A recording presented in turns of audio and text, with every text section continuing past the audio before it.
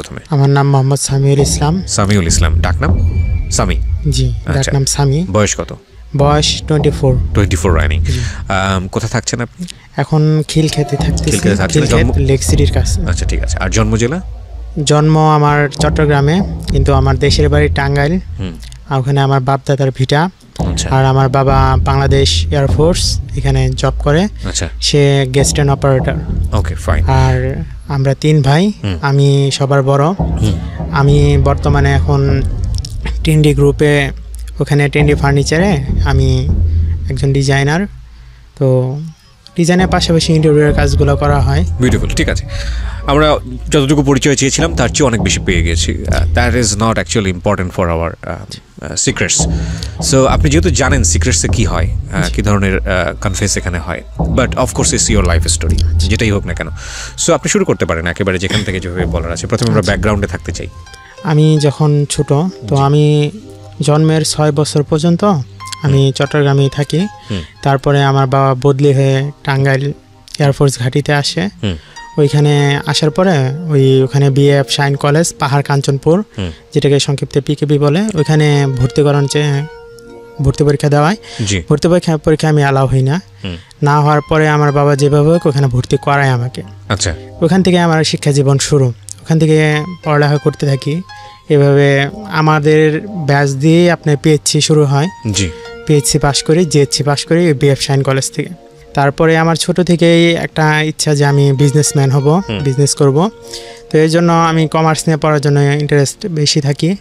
তো তখন আমাদের বিএফ শাইন কলেজে ছিল না, কমার্সটা ছিল না। তাই আমি পাশের একটা লোকাল একটা স্কুল, নোলা বাসিদ খান হাই স্কুল, তো ওইখানে ভর্তি হই কমার্সে। আচ্ছা, তো কমার্সে কিছুদিন পড়ার পরে বুঝতে পারলাম যে না, কমার্স থেকে পড়তেছি, এখান থেকে হয়তো আমি বিবিএ এমবিএ যাই করি, কিন্তু দেখা যাবে যে চাকরি বাজার তো ভালো না। তো ওইখানে নিজে কিছু করতে গেলেও খুবই, আর বাবার তো আহামরি টাকা নেই যে ওইটা দিয়ে বিজনেস করব। চিন্তা ভাবনা করলাম যে আমি তাহলে এমন একটা কিছু লাইনে পড়তে হবে যা দ্বারা আমি নিজেও ভালো করে পড়তে পারি, প্লাস ইনকামটাও আসে। তো ওখানে আমাদের ওখানে ভোকেশনাল, যেটা টেকনিক্যাল বোর্ডের আন্ডারে, ওখানে কি করলাম, কমার্স থেকে আমি ট্রান্সফার ওইখানে ভর্তি হবো। তো আমার বাপ তো কিছুতেই রাজি না ওখানে ভর্তি করার। তারপর আমি ভর্তি হইলাম, যেভাবে হোক ভর্তি হলাম। ভর্তি হওয়ার পরে এসএসসি পাস করলাম। তো আমি ওখানে কমার্স থেকে আসার পরে ভোকেশনাল ভর্তি হয়েছি, কিন্তু আমার সাবজেক্টটা ছিল ড্রেস মেকিং। তো ড্রেস মেকিংয়ের উপর এসএসসি পাস করলাম। এসএসসি পাসের পর এখন ডিপ্লোমা পড়ব। তো ডিপ্লোমা পড়ার সুবিধা কি আমি তখন জানছি যে ডিপ্লোমা পড়লে চাকরিটা খুব তাড়াতাড়ি হয়। তো এর জন্য আমি ডিপ্লোমাটা ভর্তি হওয়ার জন্য খুব চেষ্টা করি। তো পলিটেকনিকে পরীক্ষা দিলাম। তখন আমাদের ভর্তি পরীক্ষা নেয়। তো ভর্তি পরীক্ষার জন্য আমি ভর্তি পরীক্ষা দিই টাঙ্গাইল পলিটেকনিক থেকেই। ওখানে ভর্তি কেন্দ্র হয়, কিন্তু অনলাইনে অ্যাপ্লিকেশন করতে হয়। তো ওইখান থেকে আমি ভর্তি পরীক্ষা অ্যাটেন্ড করলে মেরিট লিস্টে আমার নামটা আসে না, আমারটা আসে হলো ওয়েটিং লিস্ট থেকে। তো ওইখান থেকে যেটা আসে সেটা হলো ইলেকট্রোমেডিক্যাল, সিলেট পলিটেকনিক। তো তখন তো আমার আব্বু আমাকে ফোন কিনে দেয় না। তো আব্বুর মোবাইলে যে মেসেজ আসে বসে রয়েছে সেটা আর আমি জানতাম না। আচ্ছা আচ্ছা। আব্বু একদিন অফিস থেকে আসার পর তার মোবাইলটা নিয়ে একটু দেখি 2 দিন আগে ভর্তির ডেট শেষ। তো ওই বছর আর পলিটেকনিকে পড়া হইলো না। তো এরপর আমি চেষ্টা করলাম টেক্সটাইলে ভর্তি হবো, ডিপ্লোমা ইন টেক্সটাইল। তো সারা বাংলাদেশ থেকে তখন আমাদের 80 জন নিবে। ওকে, রেজাল্ট ভালো, আমার জিপিএ 5। তো ভর্তি পরীক্ষা দিব, কিন্তু ভর্তি পরীক্ষা দিলাম, ওয়েটিং লিস্টেও নাই, প্লাসই ওর নাম নাই, মেরিট লিস্টেও নেই। তো এখন এখানে ভর্তি হইতে গেলে লোকজন ধরতে হবে, এটা আমার চিন্তায় ঢুকলো। পরে আমি দেখলাম কি এই টেক্সটাইলটা বস্ত্র ও পাট, ওইটার মন্ত্রণালয়ের আন্ডারে। তো আমার নানির বাড়ি আবার জামালপুর। তো ওইখানে যে এমপি সে আবার প্রতিমন্ত্রী। তো তার কাছে আমি যাই এই রেফারেন্সের জন্য। আচ্ছা, আমার মামা আর কি, সে আবার তার ভাইদের সাথে ওই কনস্ট্রাকশনের বিজনেস করে। তো তাকে নিয়ে যাই, গেলে বলতেছে দেখো যে তোমার ভাগনাকে নিয়ে আসছো, আমারও তো ভাগনা।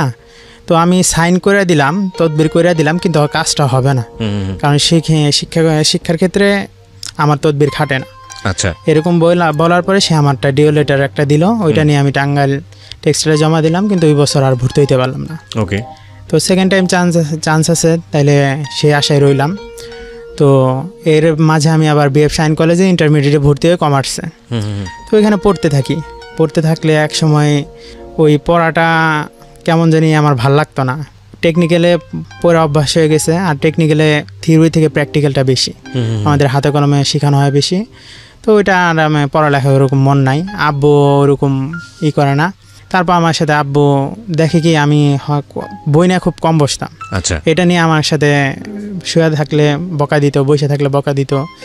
তো এইভাবে করতে করতে করতে করতে একটা বছর গেল। তারপর আবার ডিপ্লোমা ভর্তি পরীক্ষার সময় আসলো।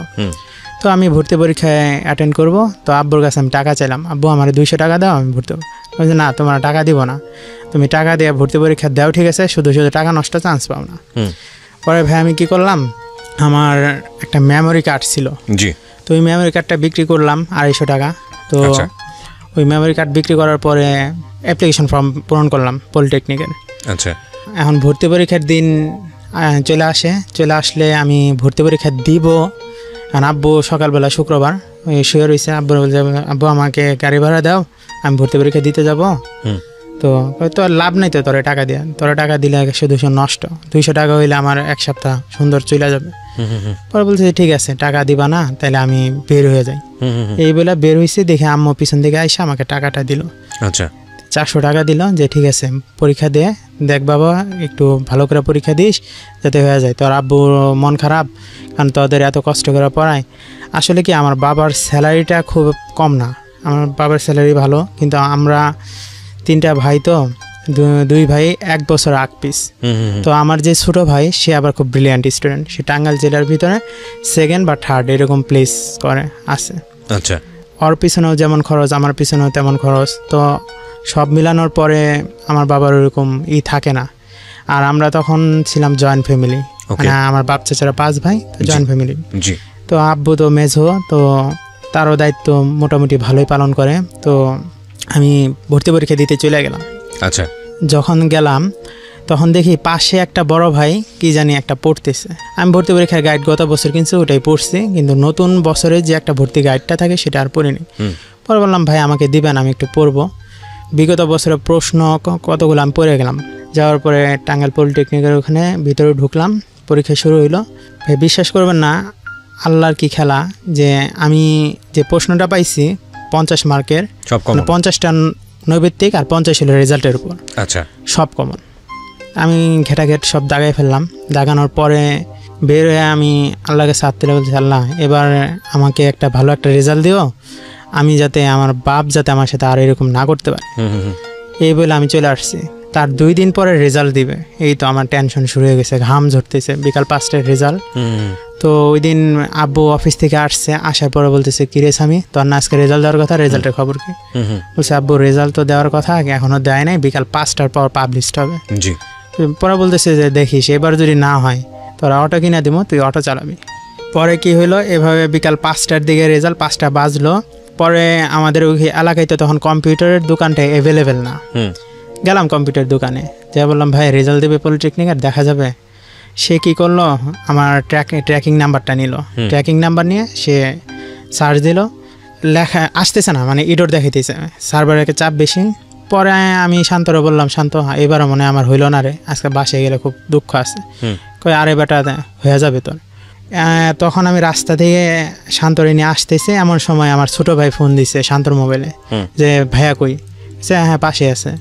পরে ফোন রিসিভ, আমি কথা বলতেছি যে হ্যাঁ ভাইয়া বলো। ভাইয়া তোমার তো ঢাকা পলিটেকনিকে চান্স হয়েছে, মেসেজ আসছে। সে ঢাকা পলিটেকনিকে চান্স হয়েছে। আমি অবাক, মানে যেখানে আমার ঢাকা পলিটেকনিক তো সারা বাংলাদেশের ভিতরে 1 নম্বর পলিটেকনিক, এইখানে যে আমি চান্স পাবো বা ঢাকায় আমি কখনো পড়তে পারবো, এটা আমার কল্পনার বাইরে ছিল।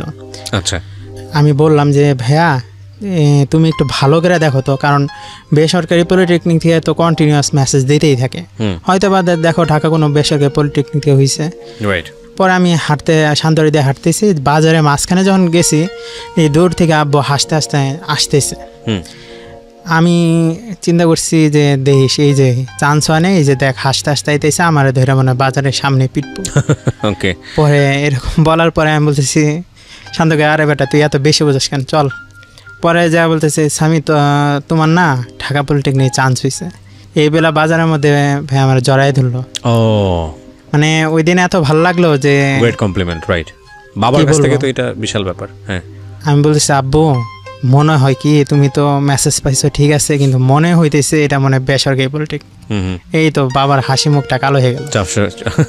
পরে আমার ধমক দিয়ে বলতেছে যা বাসায় যা, রাত করে কি করস, যা আমি আসতেছি। পরে ওকে, আমি কি করলাম, শান্ত তোর মোবাইলে এমবি আছে, কয় না, তাহলে এক কাজ করতে কিছু টাকা ভর। ভাই তখন 10 টাকা মনে করেন আমার কাছে অনেক কিছু, মানে বাবা 10 টাকা দিলেও হিসাব নিত আমার কাছে, এই যে 10 টাকা দিলাম কি করলা, তো টাকা নাই। পরে শান্ত করে ঠিক আছে তারা আমি ভুইরা নিয়ে আসতেছি। তো ও কি করলো, ওই আমার ট্র্যাকিং নাম্বার নিয়ে সার্চ দিচ্ছে, সত্যি সত্যি লেখা যে আপনি ঢাকা পলিটেকনিকে আর্কিটেকচার ডিপার্টমেন্টে চান্স পেয়েছে। আচ্ছা ভাই এটা দেখে আমার খুব মানে খুশি লাগতেছে যে ঢাকায় পড়বো আমি।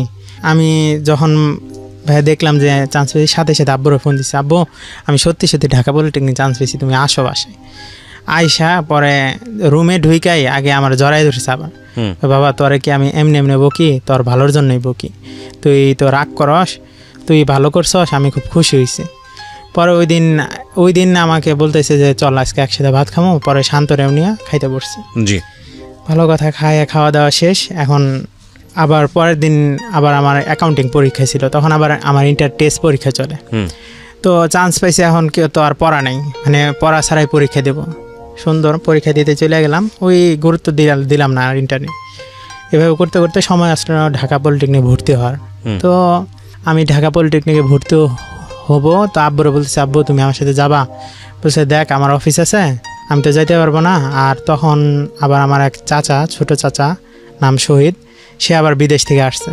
বলতেছে ঠিক আছে আমি শহীদরা বলে দেবনি, শহীদ তোরে নিয়ে যাবো। ঠিক আছে আব্বু, এখন তুমি গেলে ভালোই তো, আর ঢাকা তো কেমনে কি কয়, তুই তোর মামার বাসায় থাকবি আর ওখান থেকে ক্যাম্পাস করবি। আর এরপরে বুঝাইতেছে ঢাকায় গেলে কিন্তু পোলাপান নষ্ট হয়, এই নষ্ট হয় সেই নষ্ট হয়।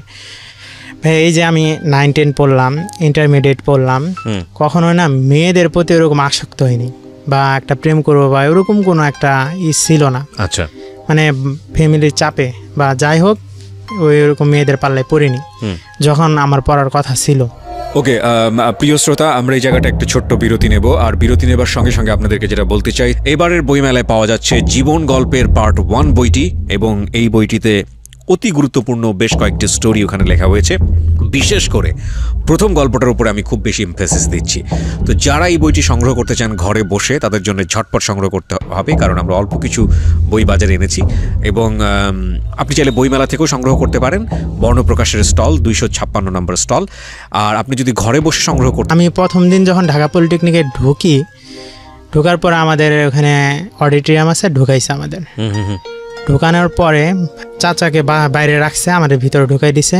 তার আধা ঘন্টা পরে, মানে টিচাররা ভাষণ দিতেছে, আধা ঘন্টার পরে মিছিল নিয়ে আসছে। এই তো আমিও ভয় পেয়ে গেছি, রাজনীতি এখানে, আর রাজনীতি হইলে তো মুশকিল। আমিও মনে মনে ভয় পেলাম, আমার চাচাও অবাক হয়ে গেল। আমার চাচা আমার দিকে বারবার দেখতেছে কি করে না করে। পরে আমাদের ডিপার্টমেন্টে সিএ এসে আমাদের নতুন ডিপার্টমেন্টে নিয়ে গেল। এই যে আমার ডিপ্লোমা লাইফ শুরু হইলো। প্রথম দিন আমাদের বেশি কিছু করলো না, ওই রুলস বইলা দিল আর রুটিনটা দিয়ে দিল। ওইটা নিয়ে বাসায় আসার সময় বলতেছে যে, আমার চাচা বলতেছে বাসের ভিতরে, ভাইস্তা তোমার তো আনলাম, আর এখানে যে রাজনৈতিক একটা সমস্যা দেখলাম, আমার মনে হইতেছে তোমার মনে আগুনে ফালাই দিলাম। ওকে, মানে এরকম কখনো দেখেনি হয়তো, বা একটু ভয় পাচ্ছিল বা কিছু। হ্যাঁ, তো এরকম বলার পরে বলছে কাকা আমার এনে টেনশন করেন না, আমি রাজনীতিতে কখনো জড়াবো না, আমি যাবো আর আসবো এর ভিতরে। তো এভাবে বলার পরে আমার মামার বাসায় চলে গেলাম। চলে যাওয়ার পরে আমার চাচা আমাকে রাইখা যাবে, খুব খারাপ লাগতেছে, মানে আপনজন কেউই নাই। আর ওই মামার বাড়ি তো মনে করেন আমি 5 বছর 6 বছর পর পর যাই। পরে আম্মুকে ফোন দিয়ে আমি বলছি আম্মু আমার না ভালো লাগতেছে না, আমি পড়বো না, আমি চলে আসবো। পরে বুঝাইতেছি আম্মু যে দেখ এটা তো মানুষের জীবনে হয়। তো তরে আমরা যখন বাসা থেকে বের করে দিছি, তখন আমরা নিয়ত করে বের করে দিছি যে তুই আর ঘরে আসবি না, যদি এরপরে আসস তাহলে মেহমানের মতো আসবি আর চলে যাবি, আর যেহেতু ছেলে মানুষ কর্ম করে খাইতে হবে। পরে বলতেছি ঠিক আছে আম্মু আমি পারতেছি না, তোমরা আসো। পরে বলছে ঠিক আছে আমি সামনে বৃহস্পতিবার আসবো। ওই আমাদের বিমান বাহিনীতে আবার প্রতি বৃহস্পতিবার ওই আমাদের বেস থেকে গাড়ি আসে, আচ্ছা, ওই গাড়িতে আসবে। তো তখন ছিল মনে হয় মঙ্গলবার।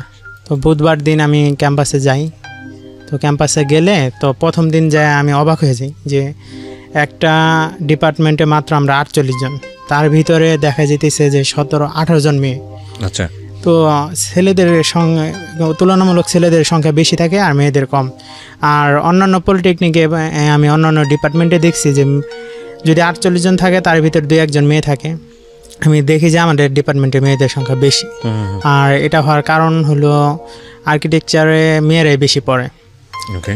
আমি কি করলাম, ওই দেখার পরে আমি অবাক হয়ে গেছি, এতগুলা মেয়ে আর ছেলে। আর মেয়েদের তো এর আগে দেখছি যে আলাদা আছে, মেয়েদের আলাদা পলিটেকনিক আছে, ঢাকা মহিলা পলিটেকনিক। তো ওইখানে যাইতে পারতো। মানে মনে মনে প্রশ্ন করতেছে, অনেক কিছুই আমার কাছে নতুন লাগতেছে। আর ঢাকা পলিটেকনিক এটা অনেক আগের পলিটেকনিক, এই পাকিস্তান যখন ছিল তখনকার পলিটেকনিক এটা। তো অনেক পুরনো, তো দেখে ওরকম আর পছন্দ হলো না ইনস্টিটিউটটা। তারপরে কিছু করার নাই, ওখানে পড়াশোনা শুরু করলাম। জি। তো ওই দিন আবার আমাদের গ্রুপ করে দেয়। তো গ্রুপ করে দেয় যে তোমরা এই কজন এই গ্রুপ। তো ভাই আমি কি করি যে আমি গ্রুপ করার সময় আমি ম্যামকে বলি, ম্যাম আমার বাসার আশেপাশে যে কয়জন আছে তাদেরকে দিয়ে গ্রুপ করে দিন, তাহলে আমাদের আর কি ডিসকাস করতে খুব ভালো হবে, সুবিধা হবে। জি। পরে তখন আমাদের এখানে 2 জন মেয়ে, একজন থাকতো উত্তরা আর একজন খিলক্ষেতের। তো আমাদের গ্রুপে 6 জনের ভিতর 4 জনে মেয়ে পড়ে গেছে। আমরা দুপুর 1টা থেকে সন্ধ্যা 6টা-7টা পর্যন্ত ক্লাস করতাম। তো শীতকালে তো খুব তাড়াতাড়ি সন্ধ্যা হয়ে যায়। তো একদিন সন্ধ্যার সময় ওদের সব বের হয়েছে, ওই দিন ওই ছেলেটা আর আসে নাই। জি। তো আসে নাই, তো ওই বাকি 4 জন মেয়ের ভিতরে 2টা মেয়ে চলে গেছে হলো আপনার ওদের বাসা হলো বাড্ডারি দিকে, আর এসে 2 জন গেছে, আর 2টা মেয়েকে নিয়ে বের হইতেছে। এমন সময় বড় ভাই কয়েকটা আসলো, আইসা বলতেছে তুই দাঁড়া আর তোমরা 2 জন চলে যাও। ভাই আমাকে দাঁড় করে ওদের সামনে গেল, আমি তো ভয় পেয়ে গেছি। মানে এর আগে শুনছি যে বড় ভাইরা কট মায়া মোবাইল নেওয়া যায়, টাকা পয়সা নেওয়া যায়। তো আমার কাছে নেওয়ার মতো কিছু নাই, ওই জাস্ট মোবাইল যেটা আছে সেটা 1110 মডেল ওইটা। তো আমি ওরকম ভয় পাওয়া যাওয়ার পরে ওরা তো বুঝে গেছে যে ভয় পাইতেছে। বড় বলতেছে ওই মেয়েকে নাম্বার দে। ওরা বললাম ভাই মেয়েদের নাম্বার দেবো, ওদের নাম্বার আমার কাছে নাই। যেই বলছি নাই, সাথে সাথে আমার একটা থাপ্পড় মেরে দিচ্ছে। ওকে। যখন আমি থাপ্পড়টা খাই, মানে আপনার ক্লাসমেটদের নাম্বার চাচ্ছেন? হ্যাঁ হ্যাঁ। প্রিয় শ্রোতা, সিক্রেটসের এই মুহূর্তে যারা শ্রোতা রয়েছেন তাদের সবার জন্য একটা গুড নিউজ দিতে চাই। সেটা হলো এবারের বইমেলায় পাওয়া যাচ্ছে জীবন গল্পের পার্ট 1 বইটি, এবং এই বইটিতে অতি গুরুত্বপূর্ণ বেশ কয়েকটি স্টোরি ওখানে লেখা হয়েছে। বিশেষ করে প্রথম গল্পটার উপরে আমি খুব বেশি এমফেসিস দিচ্ছি। তো যারা এই বইটি সংগ্রহ করতে চান ঘরে বসে, তাদের জন্য ঝটপট সংগ্রহ করতে হবে, কারণ আমরা অল্প কিছু বই বাজারে এনেছি। এবং আপনি চাইলে বইমেলা থেকেও সংগ্রহ করতে পারেন, বর্ণপ্রকাশের স্টল 256 নম্বর স্টল। আর আপনি যদি ঘরে বসে সংগ্রহ করতে চান সেক্ষেত্রে বইয়ের মূল্য ধরা হয়েছে মাত্র 200 টাকা, এবং আপনাকে ফোন দিতে হবে বই বাজারের নাম্বারটা আমি বলছি, একটু টুকে নেবেন প্লিজ। 09611262020। আমি আবারও বলছি 09611262020। এখানে ফোন দেওয়ার পর আপনাকে বলতে হবে আর জি কিবরিয়ার জীবন গল্প বইটি চাই। ওকে, আমরা যেখানটায় ছিলাম, তারপর কি হলো? এখন একটা মেয়ের নাম্বার আমি কিভাবে দিই? এতটুকু কমন সেন্স তো আছে, যেহেতু ইন্টার পড়ে আসছি। তো আমি আর দিলাম না দিলে আমার ফোনটা নিয়ে যাবে। আমি বলছি ভাই আমার ফোন নেবেন? তো আমি কিন্তু আবার ওই জাকির ভাই আমাকে বলে দিছে যে আমার সাথে যদি কেউ খারাপ ব্যবহার করে আমি যাতে জাকির ভাইকে বলে দিই। মানে একটা ঢপ ছাড়লাম তাদের সামনে যে পরে আমরা বলতেছি তুই জাকির ভাইরে কেমনে চিনস? পরে বলতেছে জাকির ভাইরে আমি চিনি কেমনে সেটা পরের বিষয়, কিন্তু আপনি যে আমার চটটা মারলেন আমি কিন্তু যাই বলে দিব। পরে আমার আরেকজন এসে পিছন থেকে এসে আরেকটা থাপ্পড় মেরে বলছে যা পারবি করগা যা। পরে ভাই আমি কি করলাম, এই কথাটা আমি থাপ্পড় খেয়ে কানতে চলে গেলাম বাসায়। যাওয়ার পর আব্বুরে ফোন দিলাম, ফোন দিয়ে বলতেছে আব্বু এই ঘটনা, নাম্বার চাইছে। হ্যাঁ তোমার তো এই ঘটনার জন্য মারে নাই, একটা মেয়ের নাম্বার দেয় না দেখে কেউ কি কোনোদিন মারে? তুমি কোনো অন্যায় করছো?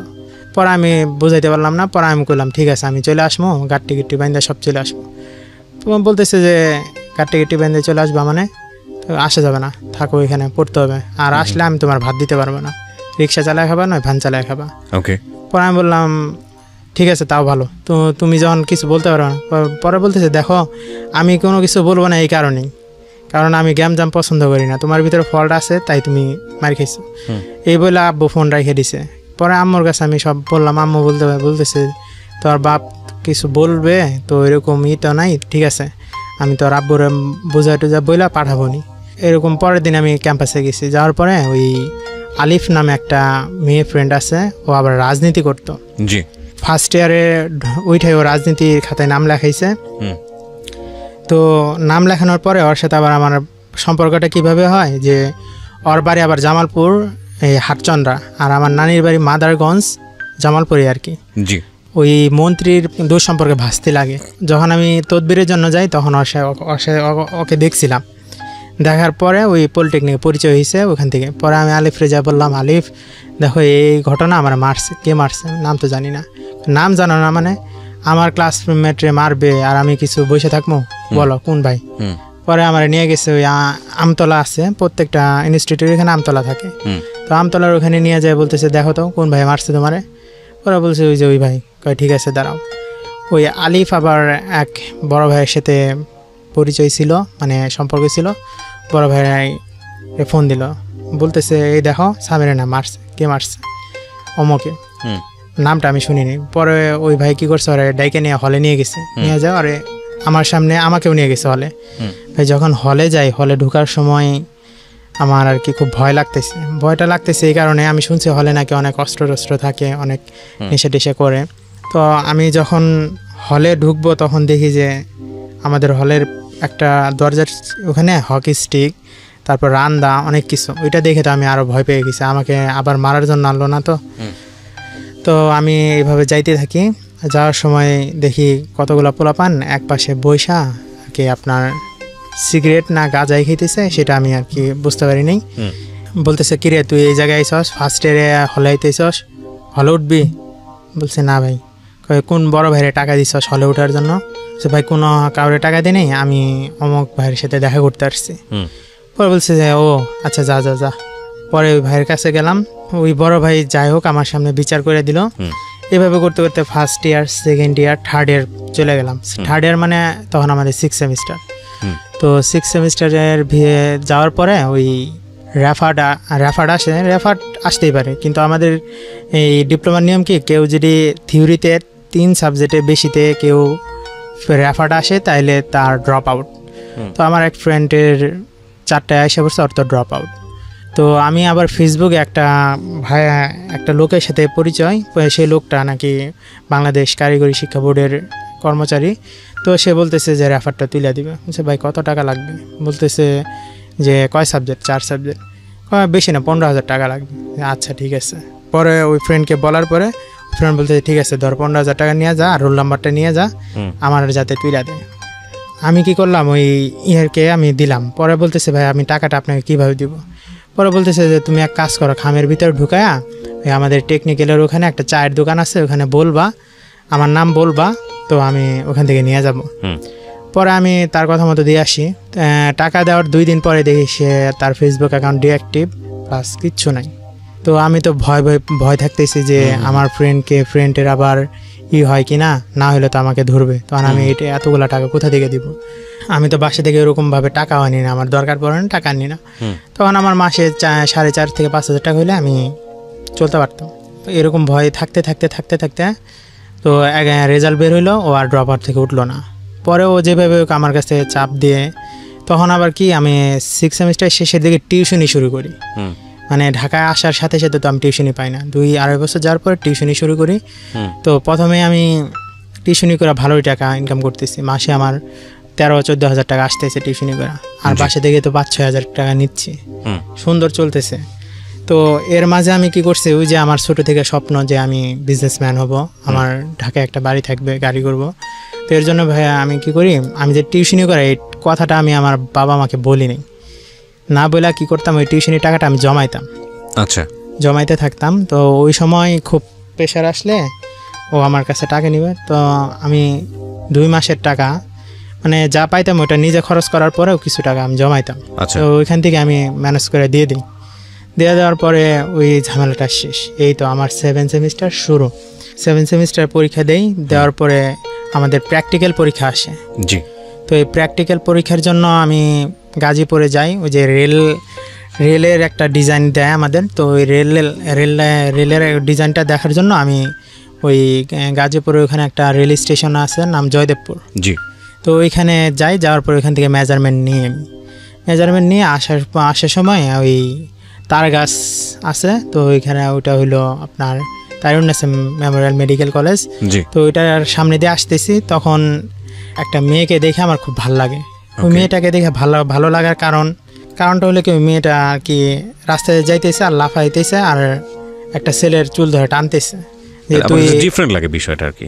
তো ডিফারেন্ট জিনিসটার প্রতি মানুষের আকর্ষণ বেশি। হ্যাঁ, যাই হোক। তো ওইটা দেখে আমার খুব ভালো লাগে। পরে আমি আমার ফ্রেন্ড, ওই ফ্রেন্ড আবার ওই এলাকার লোকাল, পরে বললাম দোস্ত এই মেয়েটারে চিনস নাকি? বলতেছে না চিনি না। ঠিক আছে, তাহলে এই মেয়েটার কই থাকে না থাকে আমার অ্যাড্রেস দিতে পারবি, নামটা? ওই এটা কি কস দিব মানে, ওই মেয়ে কোথায় পড়ে তুই জানস? আরে বেটা তুই দেখ সাদা অ্যাপ্রন পড়ছে আর পাশের জন্য সাদা অ্যাপ্রন, আর নেম প্লেটের লেখা আছে নাম প্রিয়া, আর ওর বন্ধুর নাম লেখা আছে ডাক্তার সজল। তাহলে ওরা মেডিকেলে পরে এটা তো দেখে বুঝে দিতেছে। তুই শুধু খোঁজ নে যে এই মেয়েটার বাসা কই, আশেপাশে থাকে নিশ্চয়। তো ওই মেয়েটারও তখন ইন্টারনেট শুরু হয়েছে মাত্র, তো ইন্টারনেট শুরু হওয়ার কারণে ও বাইরে বাসা নিয়ে থাকে। ওদের তো এমনি হোস্টেলে রাখে, কিন্তু ইন্টারনেট যখন শুরু হয় ওদের বাইরে বাসা নিয়ে থাকতে হয়। তো আমার ফ্রেন্ডের মাধ্যমে ওর অনেক খোঁজখবর নিলাম। হ্যাঁ, মেয়ে ভালো, সব কিছু ভালো। পরে ওই প্রিয়ার আরও ফ্রেন্ড আছে, মেয়ে ফ্রেন্ড, সিনিয়র জুনিয়র সবার কাছে আমি খোঁজখবর নিলাম। মেয়ে ভালো, মেয়ে কালেক্ট করার পরে ফেসবুকে আমি আবার কি করি, যে মেয়েটার সাথে কথা বলবো আসল পরিচয়টা আগে না দিই, তার জন্য কি করতাম, একটা ফেক অ্যাকাউন্ট খুলছি। তো ফেক অ্যাকাউন্ট খোলার পরে ওইটা থেকে রিকোয়েস্ট পাঠাইছি, দেখি মেয়ের রিকোয়েস্ট অ্যাকসেপ্ট করে না। তো আমিও আর মেসেজ দিই না, কিন্তু ওর ছবিতে লাইক কমেন্ট করা শুরু করি। তো একটা সময় দেখি যে ও আমার কমেন্টের ওখানে একটা লাইক দিছে। তখন আমি রিকোয়েস্টটা পাঠাইলে তখন দেখি তার একদিন পরে ওর রিকোয়েস্টটা অ্যাকসেপ্ট করলে, তো ওর সাথে আমি ওই দিন চ্যাট করার সময় আমি বলি আপনার ফোন নাম্বারটা দিবেন? ও কি করে যে না আমি আমার ফোন নাম্বারটা দিব না। পরে অনেক কেন দিবেন না এরকম জোরাজোরি করতে একটা সময় ও আমাকে ফোন নাম্বারটা দেয়। ফোন নাম্বার দিলে রাতে ওর সাথে আমার কথা হয়, ওই রাতে ফার্স্ট কথা ওর সাথে। জি। তো কথা হইলে তো বলতেছে যে আপনি আমার ফোন নাম্বার চাইলেন এত করে, তো আমি দিলাম, তো এখন বলেন কি বলবেন। ওরা বলতেছি বলেন কি বলবেন মানে, আমি ফোন নাম্বারটা মানুষ কেন নেয়, যে কথা বলার জন্য। হ্যাঁ বলেন কি কথা বলবেন। পরে আমি বলতেছি দেখেন আমি তো আপনাকে দেখা ভালো লাগছে, তো আপনার সাথে রিলেশন করতে চাই, সরাসরি বলে দিলাম। এরকম বলার পরে বলতেছে যে আপনি আমার সাথে রিলেশন করবেন, আপনি আমার সম্পর্কে জানেন? আমি বলছি হ্যাঁ জানি। কিভাবে জানেন? বলছি সেটা তো এখন বলবো না, রিলেশন হওয়ার পরে বলবো। আচ্ছা। তো এরকমভাবে আমি ওকে বলার পরে ওই দিন ও তাড়াতাড়ি চ্যাট শেষ করে ঘুমায় যায়। পরে এভাবে আমাদের ফেসবুকে কথা হইতে একদিন ও আমাকে বলতেছে যে আচ্ছা আপনি তো আমার সাথে কথা বলতেছেন, আসেন আমরা একদিন দেখা করি। আচ্ছা দেখা করব, তো কবে দেখা করব? পরে বলতেছে যে দেখা করবেন কবে, ঠিক আছে 16 ডিসেম্বরের পরে যে 17 তারিখ আছে, ওই 17 তারিখে আপনি আমার ক্যাম্পাসের এখানে আসবেন, তখন দেখা করব। মানে ইন দ্য মিন টাইম কি আপনি ওকে আপনার পরিচয় দিয়েছেন? দেন নাই? না, তখনও দেন নাই। অপরিচিত হিসেবে কথা বলছেন? অপরিচিত হিসেবে কথা বলতেছি। ওকে, আচ্ছা দেখা করব, ঠিক আছে। তো এর মাঝে আমার কিছু কথা আছে, কথাটা শোনার পরে আপনি আমার সাথে কথা বাদ দিয়ে দিবেন, আমাকে দোষারোপ করবেন, অনেক কিছুই করবেন। তো কথাটা আমার না বললেই না, কারণ এভাবে আর একটা মানুষকে কতদিন ঠকানো যায়। কারণ আমি আপনার কাছে অনেক কিছু লুকাইছেন মানে আপনি বলছেন ওকে যে লুকিয়েছি? হ্যাঁ লুকাইছি এরকম। পরে বলছে লুকাইছেন মানে কি লুকাইছেন? আমার সব কিছুই লুকাইছি। পরে বলতেছে সব কিছু লুকাইছেন মানে আপনি কি একটা ছেলে মানুষ এটাও কি লুকাইছেন? মানে এরকমভাবে একটা উত্তর দিল। বলছে না সেরকম না, আমার নাম পরিচয় কি করি না করি এরকম ই করেছি। ঠিক আছে বলেন আপনি। বলতে পারি এক শর্তে, আমাকে দোষারোপ করা যাবে না, আর দোষারোপ যদি করেন তো পরে কইরেন, আমাকে কোনো বকাবাজি করা যাবে না। পরে আমি ফোন দিলাম, ফোন দিয়ে বলতেছি যে দেখেন আমার নাম সামিউল ইসলাম, আমার বাড়ি টাঙ্গাইল, এই জায়গায় আমি কি করি, আমি ঢাকা পলিটেকনিক থেকে এবার ইন্টারনেট শেষ করব। পরে বলতেছে আপনি ঢাকা পলিটেকনিকে পড়েন মানে? পরে বলছে হ্যাঁ আমি ঢাকা পলিটেকনিক পড়ি, এবার বের হব। তো বের হবেন মানে আপনার কি শেষ? হ্যাঁ। পরে বলতেছে আপনি কি জানেন আমার বয়স কত? বলতেছে আপনার বয়স কত? পরে বলতেছে আমার বয়সের কথা বাদ দেন, আপনার বয়স কত আগে সেটা বলেন। পরে বলতেছে দেখেন আমার বয়সটা তো 23। যখন এই কথা বললাম তখন বলতেছে আপনি তো দেখি বহুত খারাপ একটা মানুষ। পরে বলতেছে হ্যাঁ আমি বহুত খারাপ মানুষ সেটা আমি জানি, কিন্তু এই যে সত্য কথাটা যে বললাম আপনি কিন্তু কথা দিচ্ছেন আমাকে বকাবাজি করবেন না, অলরেডি বকাবকি শুরু করে দিচ্ছেন আমি খারাপ। একটু পরে তো আরও খারাপ ভাষায় বকা না আর কি লোকাইছেন বলেন। পরে আমি আমার সব কিছু খুলে বলি যে আমার বাবা এই করে, আমার ফ্যামিলিতে এই আছে, সব কিছু খোলা। পরে বলছে ঠিক আছে আপনি আমাকে আর ফোন দিবেন না। পরে বলছে ঠিক আছে ফোন দিব না। তখনই কিন্তু অতটা ঘনিষ্ঠ হই নাই মেয়ের সাথে। ওকে, 2-3 দিন পরে দেখি হঠাৎ ও ফেসবুকে ফেক অ্যাকাউন্ট যেটা ওখানে মেসেজ করছে কি ব্যাপার আপনি আইডি এখনও ডিঅ্যাক্টিভ করেন নাই। সে ডিঅ্যাক্টিভ কেন করব? পরে বলতেছে কেন আপনি কি আরও কোনো মেয়ের সাথে রিলেশন করেন নাকি ফেক অ্যাকাউন্ট দিয়ে? বলছে না আমি আপনার সাথেই করছি। মানে বিশ্বাস হয় না। ঠিক আছে আপনি আমার পাসওয়ার্ডটা নেন। পরে আমি ওকে ওই ফেক অ্যাকাউন্ট পাসওয়ার্ড দিই।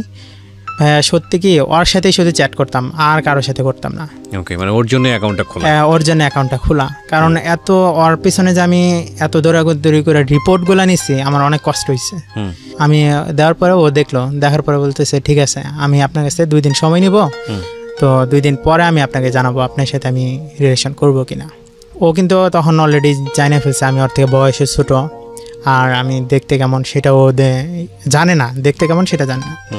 2 দিন পরে বলছি ঠিক আছে সব কিছু মানলাম, কিন্তু আপনি এক কাজ করেন আসেন আমরা দেখা করি। আচ্ছা দেখা করার মানে এটা কি রিলেশনশিপ আগাচ্ছে এই তো? হ্যাঁ। আচ্ছা তাইলে শর্ত আছে আজকে দেখি তুমি বলতে হবে। এটা কে বললো? এটা আমি বললাম। পরে আমি এটা বলতেছি ঠিক আছে তুমি তাহলে শুরু করেন। বলে আপনি শুরু করেন। পরে তুমি আমরা বলা শুরু করি। এইভাবে আরও 2-3 দিন চলে যায়। যাওয়ার পরে 17 তারিখে আমি দেখা করতে যাব। তো জীবনে ফার্স্ট একটা মেয়েকে প্রপোজ করব প্লাস দেখা করতে যাব। তো কি করতে হয়, কি ফর্মালিটি আছে সেটাও আমি আর কি জানি না। এখন ওর ক্যাম্পাসের সামনে যাওয়ার পরে ওকে আমি ফোন দিলাম যে দেখো আমি তোমার ক্যাম্পাসের সামনে, তুমি বের হও। তুমি সত্যি ক্যাম্পাসের সামনে আসছো? হ্যাঁ সত্যি ক্যাম্পাসের সামনে। তখন আর কি ভাই ওর ইন্টারনেট শেষ, ওখানে সাইন করাবে। আচ্ছা, ওই ডাক্তারদের সাইন করাবে, প্রফেসর যারা আছে তাদের। তো ও কি করছে বের হয়ে আমার দেখার পরে ও পছন্দ করে নাই। পছন্দ না করলে তখন ও আর কি ফিরাও চলে যায় নাই। আমার কাছে আসছে, আয়সা বলতেছে আপনাকে যেমন ভাবছে আপনি তো সেরকম না। আপনি কেন এতক্ষণ তো তুমি বলতেছে আপনি কেন? আপনি বলতে মন চাইলো তাই বললাম। আমি এটা বলছি মানে ফার্স্ট টাইম আপনার সাথে দেখা ওনার? First time. পরে বলতেছি ঠিক আছে তাহলে এক কাজ করেন আসেন আমরা কোথাও বসে। না আমি বসতে পারবো না, আমার তারা আছে, আমি গেলাম। এই বলে চলে গেল ভিতরে। আচ্ছা। তো এখন ওর জন্য ফুল নিচ্ছি, কমলা নিচ্ছি, এগুলা না দেওয়া গেলে কেমন একটা দেখা যায়। পরে আমি আধা ঘন্টা পরে ওকে আবার ফোন দিই যে তুমি বের হওয়ার পরে আমি এই ফুল আর কমলাটা তুমি রাখো, তারপর আমি চলে যাব। পরে ও তো আর কি আসবেই না। পরে আমি বারবার ফোন দিতেছি। পরে একটা সময় আসছে, আসার পরে বলতেছি আচ্ছা তোমার কি আমাকে দেখে পছন্দ হয় নাই? পরে বলে সত্যি বলবো? হ্যাঁ সত্যি বলো। না আমি তোমার দেখে পছন্দ হয় নাই। আচ্ছা পছন্দ না হলে তার কিছু করার নেই, জোর করে তো আর সব কিছু হয় না। ঠিক আছে তুমি এই ফুল আর এইটা রাখো, আমি চলে যাই। তো ভাই আমি ওকে এগুলা দিয়া পরে যাওয়ার সময় আমি বলছি ঠিক আছে দাঁড়াও, আরেকটা মিনিট দাঁড়াও, তুমি তোমার নাম্বারটা আমার ফোন থেকে ডিলিট করে দিয়ে যাও। পরে ও কী করছে, ও আমার ফোন থেকে ওর নাম্বারটা ডিলিট করে দিছে। তো বাসে যাওয়ার সময় আমি আবার কি করে, ওর নাম্বারটা তো আমি আগেই মুখস্থ করে ফেলছি। আবার ডায়াল করে বলি যা করলা ভালোই করলা, ডাইকা নিয়ে এরকমভাবে না বললেও পারতা, ঠিক আছে ভালো থাকো, এই বলে কাটে দিছি। তো এভাবে কিছুদিন যাওয়ার পরে ও একদিন আমাকে ফোন দেয়। আপনার সম্পর্কে তো আমার তেমন কিছু জানা নাই, আর মানুষের সৌন্দর্য চেহারা দিয়ে তো আর সব কিছু হয় না, তাইলে এক কাজ করেন আবার দেখা করি। আবার দেখা করা সম্ভব না, আমার ভাই এত সময় নাই, আমার ইন্টারনেট চলতেছে, তো আমি খুব ব্যস্ত। পরে বলতেছে ঠিক আছে ইন্টারনেট চলতেছে, তো আপনি সময় কখন পান? পরে বলতেছি সময় আমি বিকালে ছাড়া সময় পাই না, আর তোমার ওইখানে গেলে আমি যদি একবার যাই আস্তে আস্তে আমার রাত 9টা-10টা বাজবে, এত পরিশ্রম কুলাইতে পারবো না, আর আমি টিউশনি করাই। পরে বলতেছি আচ্ছা টিউশনি করান ভালো কথা, তাহলে আমি তো প্রতি শুক্রবার ওই বনানী ডিওএসএসে একটা ওই আল্টার একটা কোর্স আছে, ওইখানে কোর্স করতে যাই, তো ওইখানে আপনি আইসেন। পরে বলতেছি যে না আমি ঠিক আছে আমি আসবো, যাও। পরে শুক্রবার দিন আমি আর যাইনি। ও আমার ফোন দিছে অনেক, আমি যাইনি, কারণ যে মানুষটা নিয়ে যাওয়ার পরে এরকম কথা বলছে ওর প্রতি আমার একটা ইন্টারেস্ট চলে গেছে। তো এরকম যাওয়ার পরে তো আবার কন্টিনিউ ফোনে কথা শুরু হয় আমাদের। ওই তো তখন আর কি খুব ঘনিষ্ঠভাবে আমাদের কথাগুলো হয়। তো এইভাবে করতে করতে রিলেশনটা আমাদের আগাইতে থাকে, মানে সারা রিলেশন। কেউ কাউরে তখন আর কি বলতেছি না ক্লিয়ারলি যে পছন্দ হয়েছে বা না হয়েছে। পরে এভাবে করতে করতে জানুয়ারির আগ দিয়ে আমাকে বলতেছে যে স্বামী দেখো, আমি তো এই বিসিএস দেবো, বিসিএস কোচিং করতে হবে, তো এর জন্য আমি ফার্ম গেটে যাব, তো তুমি কি আমাকে কোনোভাবে হেল্প করতে পারো? স্যার আমি তোমার কীভাবে হেল্প করতে পারি? এখন তুমি যদি একটা ছেলে হইতা আমি তোমাকে রুমমেট হিসেবে নিতে পারতাম, তো এছাড়া তো আমার তোমাকে হেল্প করার মতো কিছু নেই, যে আমাকে একটা বাসা খুঁজে দিতে হবে। সেটা তো আমি পারবো না, তোমার পিয়নগিরি তো আমি করতে পারবো না, তাহলে বাসাটা আমি খুঁজতে পারবো না। তুমি এক কাজ করো, তুমি তোমার আব্বুরে নিয়ে বাসা খোঁজা শুরু করে দাও, তবে এতটুকু আমি তোমাকে ঠিকানা দিতে পারি যে কোন কোন এলাকায় গেলে তুমি বাসা পাইতে পারো। তো বলার পরে বলছে ঠিক আছে। যেদিন ও ফার্ম গেট আসলো সেদিন ওর বাবা কি করলো, যে জিনিসপত্র নিয়ে আগে চলে আসলো, আর ওকে ওর কলেজের আরেকটা সার্টিফিকেটে, ইন্টারনেট যে সার্টিফিকেট থাকে ওখানে সাইন করানোর জন্য একটা স্যারের সাইন বাকি থাকে, তো ওইটা সাইন করা ও তারপর ফার্ম গেটে আসবে। পরে কি করলো, ওর বাপ তো ওই যে মালপত্র নিয়ে চলে গেছে ফার্ম গেট। পরে আমার ফোন দিতেছে যে দেখো স্বামী, তোমার কথাবার্তা, তোমার সব কিছু আমার ভালো লাগছে, কিন্তু তুমি দেখতে আর কি ভালো লাগে নাই, তবে এটা আমি যেভাবে ম্যানেজ করে ফেলবো। পরে বলছে ঠিক আছে ম্যানেজ করবা, এটা তো আগে করো তারপরে দেখা যাক। পরে বলতেছে আচ্ছা তোমাকে তো একটা কথা আমার জিজ্ঞেস করতে মনে নেই, তো একটা কথা জিজ্ঞেস করি, বলো। যে তুমি তো এখন এমবিবিএস কমপ্লিট করছো, তোমার বয়স তো কম না, 25-26, যদি তাই বয়স হয়ে থাকে তাহলে তুমি কি এর ভিতরে রিলেশন করো নাই? পরে বলতেছে যে এই কথাটার উত্তর আমি তোমাকে পরে দিব। না পরে দিলে হবে না, এখনই বলতে হবে। এটা বলার পরে হ্যাঁ রিলেশন ছিল। বলছে আচ্ছা তাহলে বলো কার সাথে রিলেশন ছিল, বলতে বুঝো নাই কার সাথে? না বুঝি নাই, তো বুঝলে তো এটা বলতাম না। ও একটা ছেলের নাম বলে, ছেলেটার নাম হলো হাসান। আচ্ছা হাসান, তো এখন কি রিলেশন আছে? বলে পরে বলতে তুমি গাধার মতো প্রশ্ন করো কেন? রিলেশন থাকতো আমি কি তাহলে তোমার সাথে কথা বলতাম? যে না তোমরা আজকালের মেয়ে তো, তোমাদের দ্বারা সব কিছুই সম্ভব। এটা যখন বলছি ও সাথে সাথে চেতে গেছে আর ফোনটা কেটে দিচ্ছে। আমি আর ফোন টোন করিনি। পরে 1টার দিকে আমাকে ফোন দিয়ে বলতেছে আমি আমার ক্যাম্পাসের কাজ শেষ, তুমি চলো আমার সাথে ফার্ম গেটে নামাই দিয়ে আসবা, আর তোমার দেখতে খুব মন চাইতেছে। আল্লাহ, তোমার এই কয়েক ঘন্টার ভিতরে এত পিরিত উঠলো, কারণটা কি বলো তো? পরে বলছে কোনো কারণ নাই, তোমার দেখতে মন চাইছে, তুমি আসবা কিনা সেটা বলো। ঠিক আছে আসবো। তো আমি আমার মামাতো ভাইকে নিয়ে যাই। মামাতো ভাইরে বলে দেখেন ভাই, আমার তো এই প্রথম একটা মেয়ের সাথে রিলেশন, তো আপনি আর আমি একসাথে যাব, কিন্তু আপনি আমার চেনেন না, আমি আপনার চিনি না, যদি ওখানে কোনো প্রবলেম হয় আপনি আমাকে একটু সেভ করেন। কারণ প্রবলেমের কথা কেন বলতেছি, ফার্ম গেট এলাকাটা ভালো না, তো এটা চিন্তা করে নিয়ে গেছি। তো পরে বলতেছে যে আমি বিআরটিসি বাসে আছি, তুমি খিলক্ষেতে আসলে আমি তোমার ফোন দেবো, তখন ওই বাসে উঠবা। ভাই সত্যি সত্যি ও কী করছে, খিলক্ষেতে আসার পর আমার ফোন দিয়েছে, আমি বাসে উঠছি। ওঠার পরে দেখি ওই ফাঁকা একটা সিট আছে, ওর পাশে ফাঁকা সিট, ও কাউকে বসতে দেয় নাই। পরে আমি যাওয়ার পরে বলতেছে বসার পরে চুপ করে রয়েছে। কি ব্যাপার চুপ করে আসো, ডাইকে আনলা, চুপ করে কেন? বলতেছে চুপ করে তো আমি নাই, তোমার কিছু বলতে চাই, তো তুমি তো কিছু বলতেছ না। পরে আমি বলতেছি যে তোমার হাতটা একটু ধরবো। এই ফার্স্ট আমার কোনো মেয়ের আর কি হাত ধরা ওরকম ভাবে। কিন্তু তার আগে তো প্রিয়া আপনার সঙ্গে মোটামুটি রাজি ছিল না যে সম্পর্ক করবে, তারপরেও এই অন এন্ড অফ এক ধরনের যোগাযোগ আছে। রাতে মাঝে মাঝে কথা হইতো, অনেক ঘনিষ্ঠভাবে কথা হইতো। আচ্ছা, নার পরেও ঘনিষ্ঠভাবে কথাবার্তা হতো। পরে এভাবে যাইতে এমন সময় যখন আর কি মহাখালীটা ক্রস করি, তখন ভাই ওর ফোনে একটা ফোন আসে। ফোন আসলে ও আমার সামনে ফোনটা রিসিভ করে না। আমি জিজ্ঞেস করি ফোনটা কে দিছে? পরে বলতেছে কে দিছে এটা তোমার তো জানার বিষয় না, তুমি জানি কি জানা উচিত না, মানে প্রথম দেখাতে ফোন কে দিয়েছে। পরে আমি বলছি যে ঠিক আছে ফোনটা কে দিছে অন্তত বলো। বলে সব সময় সবাইকে সব কিছু বলা যায় না, আর সব সময় সবার ফোন ধরা যায় না, এই একটা উত্তর দিল। তো এভাবে করতে করতে ফার্ম গেট পৌঁছানোর পরে বলতেছে দেখো তোমার বাসাটাকে আমাকে চিনাবা, তোমার বাসা পর্যন্ত আমি দিয়ে আসতাম। সে বাসা চিনবা? ঠিক আছে চিনতেই পারো, চলো, তবে শর্ত আছে। কি শর্ত? বলতেছে ওই গলির মাথা থেকে আমার বাসা পর্যন্ত তুমি আমার পিছন পিছন যাবা, কিন্তু পাশে পাশে যাইতে পারবে না। তো কেন? ওই আব্বা যদি বাইরে থাকে দেখে দেখে ফেলে আরেক বিপদ হয়ে যাবে, তখন তোমার দ্বারা থাপড়ানি বাদ দিয়ে আমার দ্বারা থাপড়ানি শুরু করে দিবে। তো সিজন পয়েন্টের সামনে দিয়ে যখন যাই, ওর হাতটা যে ধরছি এভাবে যাইতে যাইতে ওইখানে আড়ঙের সামনে পর্যন্ত ওর হাত ধরেই চলে গেছে। পরে বলছে এখন ছাড়ো, এখন আমি বাসায় যাবো। ঠিক আছে যাও। পরে ভাই ওকে ওর পিছন পিছন যায় ওর বাসায় চিনে আসি। তো এভাবে করতে করতে 5 তারিখে দিন ও হঠাৎ করে সকালবেলা আমি ফোন দিয়ে বলতেছে যে স্বামী আব্বা তো আমার আজকে বাসায় নিয়ে যাবে। বাসায় নিয়ে যাবে মানে কি?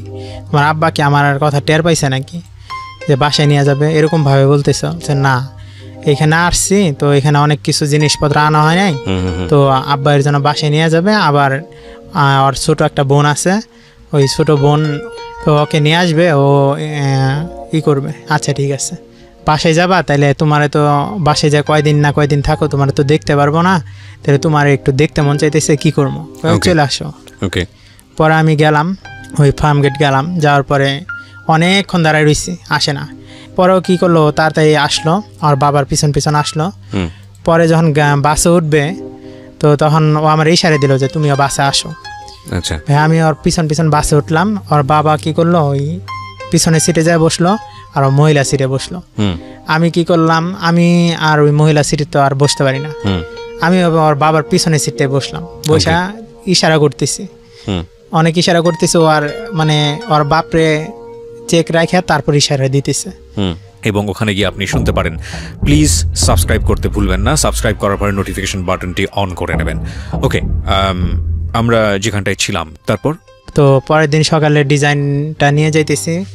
আমি কি করলাম, ওইটা নিয়ে ক্যাম্পাসে পৌঁছানোর পরে সাবমিট করার পরে একটু রিল্যাক্স পেলাম। এরপরে ও ফোন দিয়ে বলতেছে যে স্বামী তোমার সাথে কথা আছে। কি কথা? বলে আমার তো বিয়ে ঠিক হয়ে গেছে। পরে আজই বিয়ে ঠিক হয়ে গেছে মানে তুমি আমার সাথে মস্কারি করতেছ? বলতেছে না, সত্যি সত্যি বিয়ে ঠিক হয়ে গেছে। কেমনে ঠিক হলো? তুমি তো গেলাই গতকাল, আর রাতেও তো তোমার সাথে আমার কথা হইলো, আর সকালবেলাও তো কথা হইলো, এমন তো কোনো কথা বলো নাই।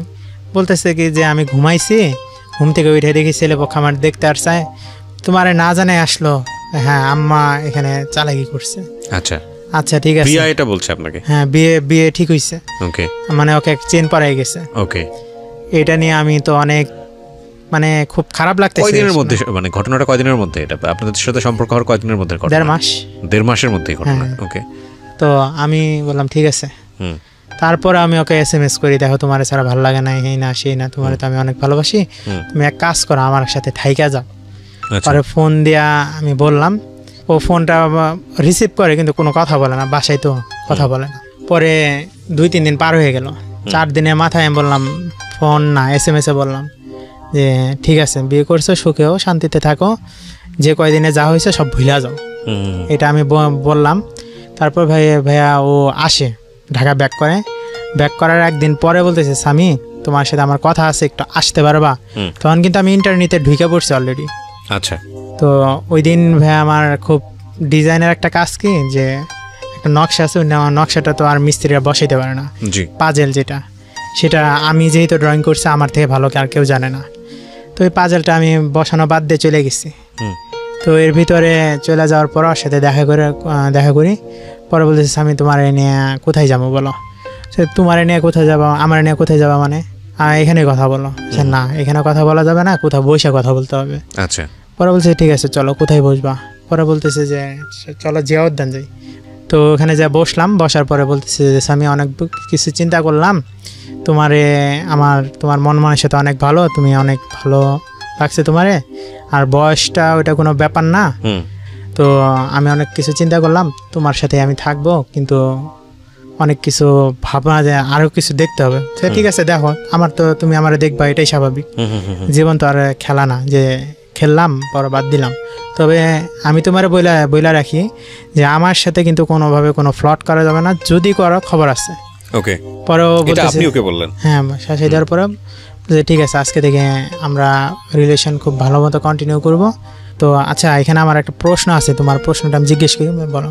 আচ্ছা, তোমার বাপ মা কি রাজি? মেয়েটা জিজ্ঞেস করছে না আপনি জিজ্ঞেস? আমি জিজ্ঞেস করতেছি, রাজি তোমার কি এখন বিয়ে দিয়ে দিবে? সে বিয়ে দিয়ে দিবে মানে তুমি না আমার বললা যে তোমার বিয়ে ঠিক হয়ে গেছে, তোমার নাকি চেন পরাই গেছে। হাসতে হাসতে বলতেছে আমি তোমার মিথ্যা বলছি। মেয়েটা বলছে হ্যাঁ মেয়েটা বলতেছে মিথ্যা বলছো মানে কি মিথ্যা বলছো যে আমার কেউ দেখতে আসে নাই, তাহলে এরকম ভাবে আমার বলার মানেটা কি? তো বলতেছে আমি তোমার দেখলাম তুমি আমার জন্য কি করো। পরে ভাই আমি কি করলাম, ঠিক আছে চলো আজকে থেকে রিলেশন কন্টিনিউ। পরে থেকে বলতেছে তোমার ক্লাস শুরু কবে থেকে? বিসিএস মানে পরশুদিন থেকে। আচ্ছা আচ্ছা ঠিক আছে। বিসিএস এর ক্লাস মানে ও বিসিএস এর প্রিপারেশন নিচ্ছে সে? হ্যাঁ হ্যাঁ ওকে পরশুদিন থেকে তাহলে আমি আসবো। এর ভিতরে আমার ইন্টারনি চলতেছে, তো যেভাবে হোক আমি আসবো, এক ফাঁকা হইলে আসবো। পরে এইভাবে ভাইয়া আমি প্রতিদিন যাই আসি জানুয়ারি মাসে আর কি। এর মাঝে আবার বলতেছে একদিন হঠাৎ করে মানে জানুয়ারির শেষের দিকে বলতেছে যে স্বামী আব্বা মা আমার তো বিয়ে দিয়ে দিবে, এই মুহূর্তে কি তুমি আমার বিয়ে করতে পারবা? বলছে পাগল নাকি তুমি, বিয়ে করবো মানে? আমার তো বিয়ের বয়সই হয়নি, কারণ একটা ছেলে মানুষ আমার করতে হবে, নিজের পায়ে দাঁড়াইতে হবে, বাড়ি ঘর গুছাইতে হবে, তারপর বিয়ে শাদী। আর বিয়ে শাদী চাপটা তুমি আমাকে হঠাৎ করে কেন দিচ্ছ? তোমার আমি চাপ দিচ্ছি। হ্যাঁ হঠাৎ করে চাপ কেন দিচ্ছ? মানে আমি চাপ দিচ্ছি না, আব্বা আম্মা বলতেছে আমার বিয়ে দিয়েই দিবে, কারণ তোমার সাথে আমার রিলেশন কন্টিনিউ করা সম্ভব না। আচ্ছা পরে আমি বললাম ফাইজলামি পাইছে তোমার, আমি ওই দিন কি বলছি আমার সাথে ফ্লট করলে খবর আছে বলি নাই, ঠিক আছে বলা ভাই আমি ফোনটা কাটে দিই।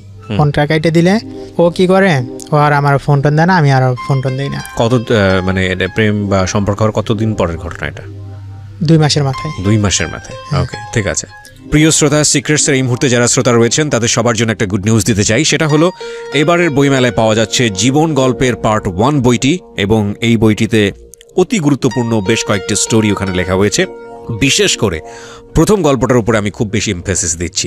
তো যারা এই বইটি সংগ্রহ করতে চান ঘরে বসে, তাদের জন্য ঝটপট সংগ্রহ করতে হবে, কারণ আমরা অল্প কিছু বই বাজারে এনেছি।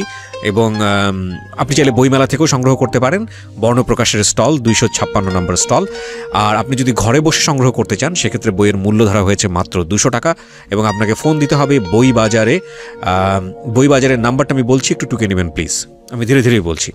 09611262020। আমি আবারও বলছি 09611262020। বিশেষ করে একটা কথা বলতে চাই, প্রথম গল্প যেটা সবারই অন্তত একবার পড়া উচিত, কারণ আমরা জীবনে কোনো না কোনো সময় ফ্রাস্ট্রেটেড হই, কোনো না কোনো সময় মনে হয় যে লাইফটা মিনিংলেস, এবং এই গল্পটা পড়লে নিজের পায়ে শক্তি পাবেন, শুধু এতটুকুই বলতে পারি। আমি নাম্বারটি আবারও বলছি 09611262020। এখানে ফোন দেওয়ার পর আপনাকে বলতে হবে আরজি কিবরিয়ার জীবন গল্প বইটি চাই। ওকে, আমরা যেখানটায় ছিলাম তারপর কি হলো? তো করলাম, দেখো আমি যদি কিছু পারি তোমার করবো, না পারলে না করবো। মানে তখন আর কি ওই যে ফোনে যে আমরা ঘনিষ্ঠভাবে কথা বলতাম, ওই ঘনিষ্ঠভাবে ওকে আর কি আকার ইঙ্গিতে বুঝাইলাম যে রেকর্ডিং আমার কাছে আছে, কিন্তু ভাইয়া আদৌ আমি রেকর্ডিং করিনি। তো ভাইয়া আমি অতটুকু বইলা রাইখে দিচ্ছি। রাইখে দেওয়ার পরে ভাবছি ও হয়তো টেনশনে থাকবে, এটাই ওর জন্য ভালো একটা শাস্তি। এইভাবে করতে করতে ফেব্রুয়ারি মাস চলে আসে। ফেব্রুয়ারির 13 তারিখে আমার ফোন দিয়ে বলতেছে যে স্বামী তোমার সাথে আমার সত্যি খুব কথা আছে, প্রয়োজনে তুমি কোথায় আছো সেটা বলো, আমি আসবো। পরে ভাই আমি কি করলাম যে ঠিক আছে 14 তারিখ তো ভ্যালেন্টাইন ডে, ঠিক আছে তাহলে আসবো। তো ভাইয়া ওই দিন আবার অফিস খোলা, অফিস তো আর ওই দিন বন্ধ রাখবে না, ভাই আমি অ্যাবসেন্ট করলাম। তো যখন যাব তো আমার ফ্রেন্ড শান্ত তখনও ইন্টার্নির মাঝখানে আবার ঢাকায় আসে, তো ওকে নিয়ে আমি গেলাম প্রিয়ার সাথে দেখা করতে। তো ভাইয়া প্রথম ভ্যালেন্টাইন ডে তো আমি কি করলাম, 1 বক্স চকলেট কিনলাম, এতগুলা ফুল কিনলাম। কেনার পর সাথে দেখা করতে যাবো, পরে সিজন পয়েন্টের সামনে যা ফোন দিলাম, পরে আসলো। পরে শান্তরে এর মাঝে আমি বলছি তুই চলে যা, কারণ ওর সাথে আমার অনেক কথা আছে, তুই থাকিস না। পরে বলছে হয় ঠিকই তো, তগর মধ্যে আমি থাকে কি করবো, ঠিক আছে আমি আমার মতো ঘুরি, তুই তোরা ঘুর। পরে ওকে আমি নিয়ে আমি রিক্সায় করে ওই 7 রাস্তা হাতিরঝিল, আমাদের ক্যাম্পাসের পাশে হাতিরঝিলটা, তো ওই দিকে নিয়ে গেলাম। নিয়ে যাওয়ার পরে বলতেছে বলো আজকে কি বলবা। পরে বলতেছে দেখো স্বামী আমি তোমার কোনোভাবেই মানতে পারতেছিলাম না, মানে বলে তুমি বয়সে ছোটো, তারপরে তুমি এখনো বিয়ের একটা হয় না, আজকে যদি আমার বাবা মা বিয়ের প্রেশার দেয় তখন তুমি কি করবা, তো এই যাই না তোমার সাথে মিথ্যা কথা বলছি। ওরা বলছি প্রথমে মিথ্যা কথা বলছো, এটা পরীক্ষা করার জন্য এটা মাফ করে দেওয়া যায়, কিন্তু এবার মিথ্যা কথা তুমি কেন বলছো। পরে বলতেছে যে আমি বুঝি নাই, তোমার কাছে মাপ চাই, আসো আমরা রিলেশন কন্টিনিউ। এটা যখন আমি আবার না করি দেখি ও কান্না করে দিচ্ছে।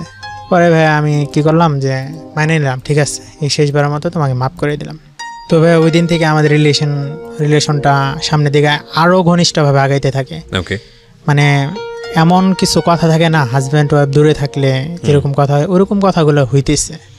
এইভাবে করতে করতে করতে করতে একটা সময় রিলেশন এইভাবে কন্টিনিউ হইতে থাকে। এর মাঝে একটা মাস পরে খেয়াল করি কি যে ওকে নিয়ে তো আমি প্রতিদিনই বের হই, বের হইলে ও আর আমি বসে রয়েছি, এমন সময় আর ফোনে ফোন আসছে। আচ্ছা, ফোন নাম্বারটা SAN দিয়ে সেভ করা, সান দিয়ে সেভ করা। পরে বললাম কে প্রতিদিনই ফোন দেয়, তুমি আমার সাথে রিসিভ করো না, ফোন নাম্বারটা কার? পরে বলতেছে আমি তোমার বলি রাগ করবো না, হাসান ফোন দেয়। হাসান ফোন দেয় মানে কি? তুমি না আমরা বলছো 17 সালের মাঝামাঝি তোমার রিলেশন শেষ, এখন কেন ফোন দেয়? এটা নিয়ে আমি চিল্লাচিল্লি শুরু করে দিলাম। পরে বলতেছে দেখো ও তো ফোন দেয়, আমি তো কথা বলি না। কথা বলো না ঠিক আছে, আমার সামনে ধরো না ঠিক আছে, তো আমি আর এটা বললাম না যে তুমি আমার আনপ্রেজেন্টে তো ফোনটা ধরো, এটা আমি বললাম না, কারণ একটা মানুষকে সরাসরি এভাবে হিট করা ঠিক না, যেটা আমার মনে হইলো। তো আমি বললাম ঠিক আছে, তুমি আজকে আমার সামনে ফোনটা ধরবা, ধরে বলবা তোমার সাথে আমার রিলেশন আছে, এটা যদি বলতে পারো ফাইন, আমি মাইনে নিব। পরে বলতেছে যে ঠিক আছে।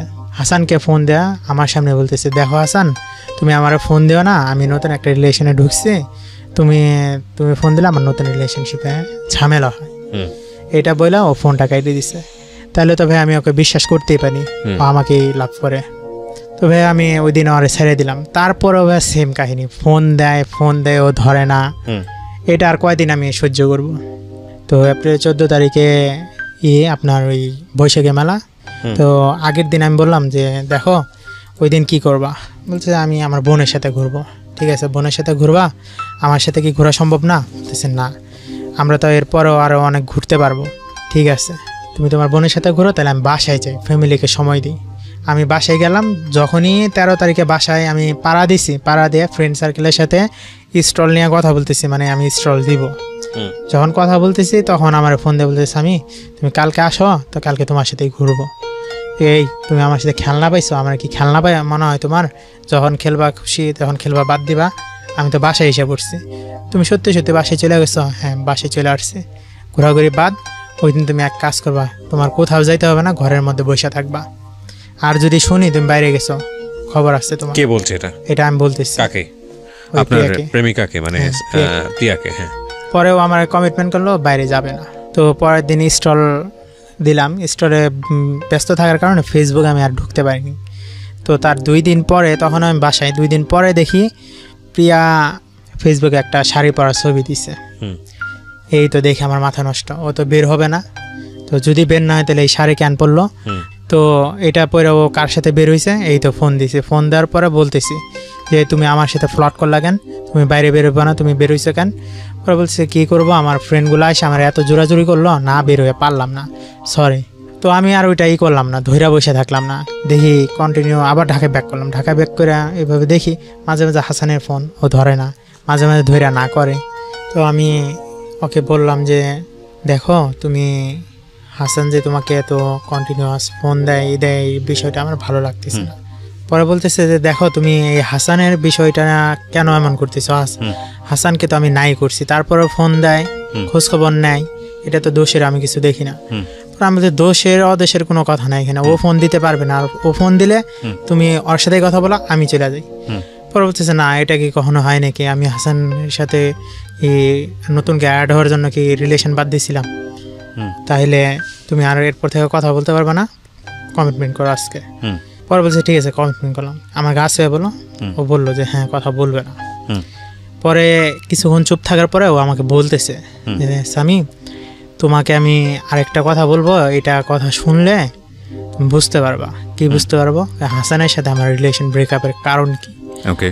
কারণ আপনি কখনো জিজ্ঞেস করেননি এর আগে ওকে? এর আগে জিজ্ঞেস করলেও ওরকম ভাবে করি নাই। মানে জোর বলছে আচ্ছা হাসান তোমার ছেড়ে দিছে কেন? দিছে কোন এক কারণে, আমি আর জোর করি নাই। পরে বলতেছে যে তুমি এই হাসানের ব্যাপারটা নিয়ে তুমি এমন করতেছো, আরেকটা কথা শুনলে তো এবারে চুপ হয়ে গেল। পরে আমি যে বললাম যে তোমার আর হাসানের ব্রেকআপের কারণ কি, আজকে আমার খুলে বলো তো। ওরা বলতেছে যে ঠিক আছে বলতে পারি, তবে শর্ত। কি শর্ত? এত শর্ত দাও কেন? কি শর্ত বলে হলো? বলে তুমি আমার ছেড়ে চলে যেতে পারবে না। ঠিক আছে ছেড়ে চলে যাবো না, কথা দিলাম। পরে বলতেছে যে আমি রূপ নামে একটা ছেলের সাথে আমার সম্পর্ক ঠিক ওরকম না, তো পরিচয় হয়েছিল। আচ্ছা, রূপ নামে পরিচয় হয়েছিল, এর আগে হাসানের কথা বললা, আবার রূপ আসলো কোত্থেকে বলো তো? পরে বলতেছে যে দেখো, যখন আমি 8-9-এ পড়ি তখন বাংলাদেশে প্রথম মোবাইল ঘরে ঘরে ঢুকা শুরু করে। তখন আমার মা একটা ফোন কিনে, তখন ওই 9-10-এ পড়ে গেমস খেলতাম আর রং নাম্বারে মিস কল মারতাম। তো ওইভাবে মিস কল মারছি, তো হঠাৎ ওই এক সময় ফোন আসলে ওইভাবে রূপের সাথে আমার পরিচয়। আমি আর ডিটেল শুনলাম না যে কয়দিন ফোন দিছো না দিছো। তো এখন রূপ নিয়ে কি হয়েছে সেটা বলো। পরে বলে দেখো, রূপ নিয়ে আমার জীবনে অনেক কিছু ঘটে গেছে যেটা শুনলে তুমি সহ্য করতে পারবে না। না বলো, আমি সহ্য করতে পারবো, বলো। পরে বলতেছে যে রূপ আমার সাথে 8-9-10 এই 3 বছর ওর সাথে আমার 1-2বার কথা হয়েছে, 1বার দেখা হয়েছে স্কুলের সামনে, 1বার দেখা আর 2বার কথা হয়েছে। আর হচ্ছে এবং ওখানে গিয়ে আপনি শুনতে পারেন। প্লিজ সাবস্ক্রাইব করতে ভুলবেন না, সাবস্ক্রাইব করার পরে নোটিফিকেশন বাটনটি অন করে নেবেন। ওকে, আমরা যেখানটায় ছিলাম তারপর পরে বলতেছে রূপ তখন হাসানের সাথে তখন আমার রিলেশন। রূপ একদিন ফোন করে বলতেছে দেখা করতে। আচ্ছা, দেখা করতে বলছে, তুমি দেখা করতে গেছো? আগে শুনো তারপর বলি। আচ্ছা বলো। পরে বলতেছে যে দেখা করতে বলছে। রূপের কথা তখন আমি হাসানরে বলি নাই। তো রূপ আমার যেহেতু দেখা করতে বলছে, আমি উত্তরা হাউস বিল্ডিং গেছি দেখা করতে। তো ওইখানে রূপের সাথে দেখা হয়, রূপ আমার একটা আইসক্রিম কিনে দেয়।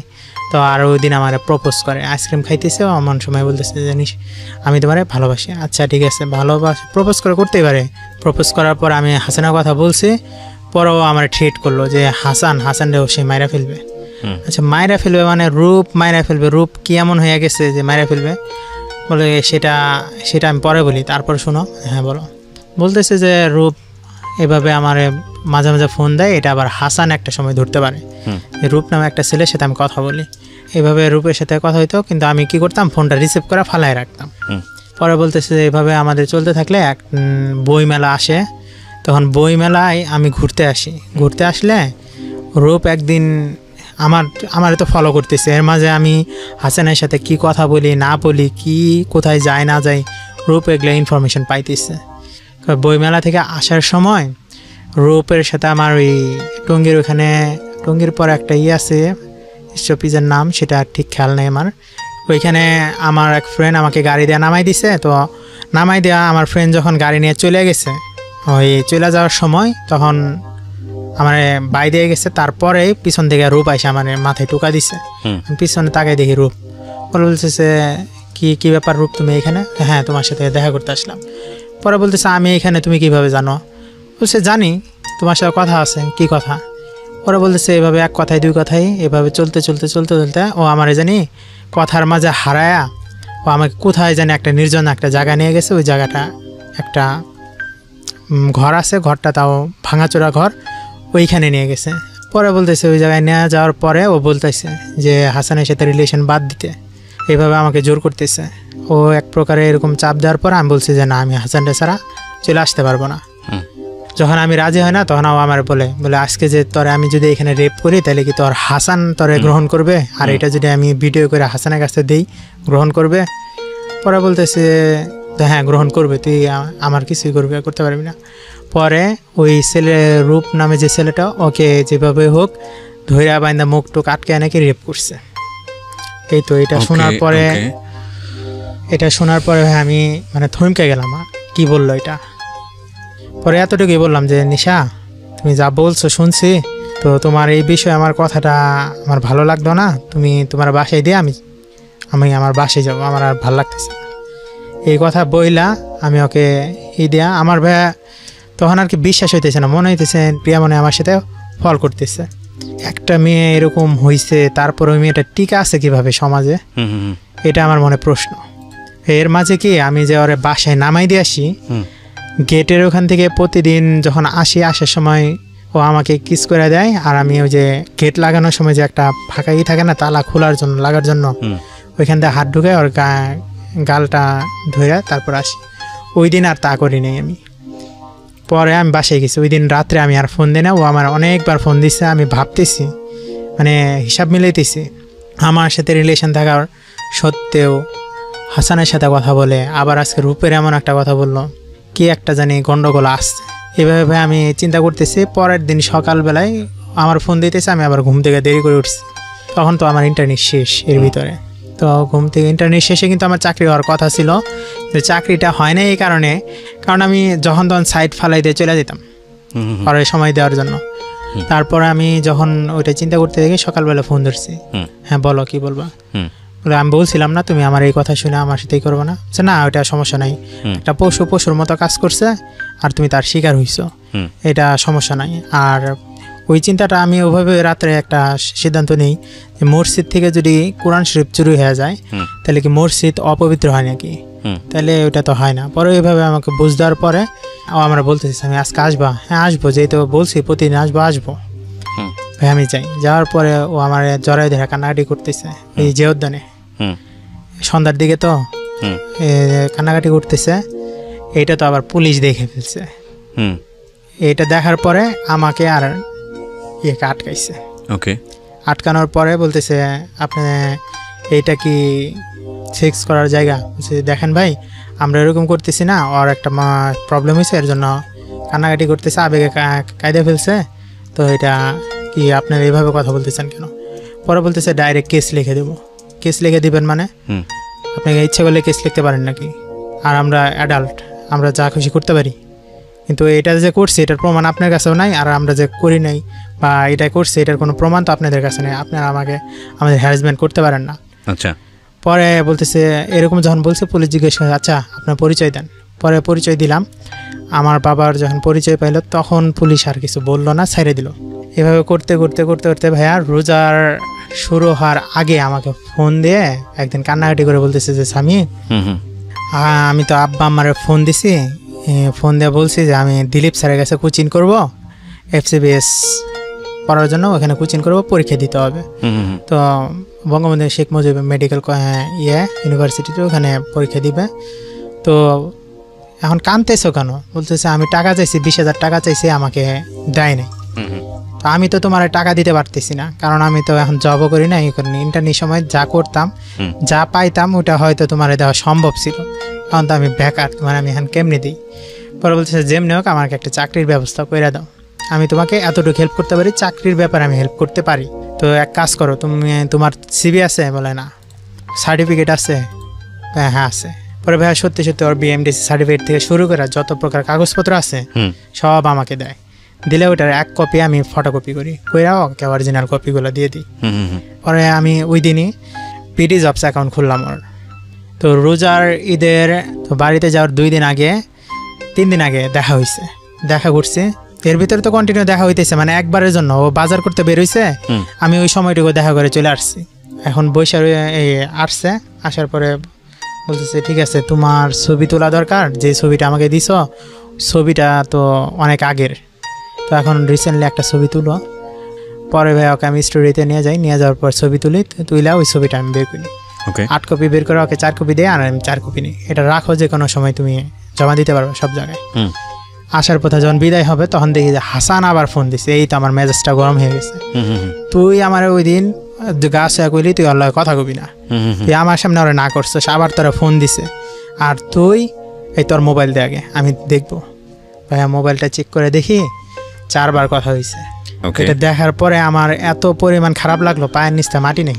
গ্যামজাম লাগাই দেওয়ার পরে বলতেছে এই তুমি কি হলে বিশ্বাস করবা যে আমি হাসানের সাথে কথা বলি না, তোমার সাথে রিলেশন? আমার কোনো কিছু বিশ্বাস করা লাগবে না, তুই প্রমাণ কর তুই হাসানের সাথে কথা কস না, হাসান তোরে ফোন দে, তুই ফোন রিসিভ করিস না, এটা প্রমাণ কর।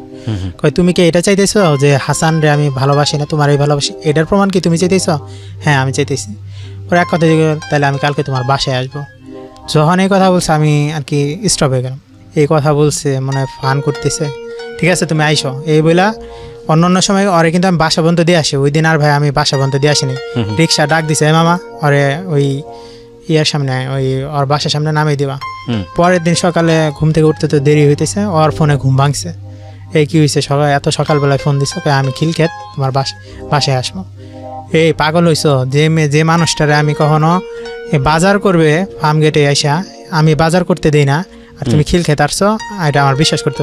হ্যাঁ আমি সত্যি আসছি, তুমি আমার আইসা নিয়ে যাও। পরে কি করবো, আমি যা নিয়ে আসতে গেছি, তখন কিন্তু রোজার মাস। নিয়ে আসতে গেছি দেখি সত্যি সত্যি ও আসছে। আসার পরে ওই দিন আমিও রোজা না, ও রোজা না, আমি রোজা থাকতে পারি না, কারণ ওই যে সারা রাত টেনশন করছি, খাওয়া দাওয়া নেই। আর রুমমেটরাও যে যার মতো চলে গেছে অনেক আগে, তো রুম তো ফাঁকা, তাহলে আনাই যায়। তো ভাইয়া ওকে আমি আনার পরে ও পয়সা কী করছে, আমার ওয়াইফাইয়ের ওখানে জাস্ট ওর ফোনটা বের করে ওয়াইফাই কানেক্ট করছে। এই তো হাসানের ওইখান থেকে ইমোর থেকে কয়েকটা মিস কলের মতো আর কি রিং বাজলো। ওকে, এই তো আমার তো মাথা আরও গরম হয়ে গেল। যখন গরম হয়ে গেছে তখন এই তো বাসা বাড়ির মধ্যে ওরকম চিল্লাচিল্লি করতে পারি না। পরে ওর সাথে সাথে আমার জড়াই ধরে বলতেছে, বাবু সত্যি আমি হাসানের সাথে আর কথা বলি নাই, করি না, তুমি বিশ্বাস না হলে কিছু করার নাই, আজকে তোমার বাসায় আসলাম তাও বিশ্বাস করতেছ না।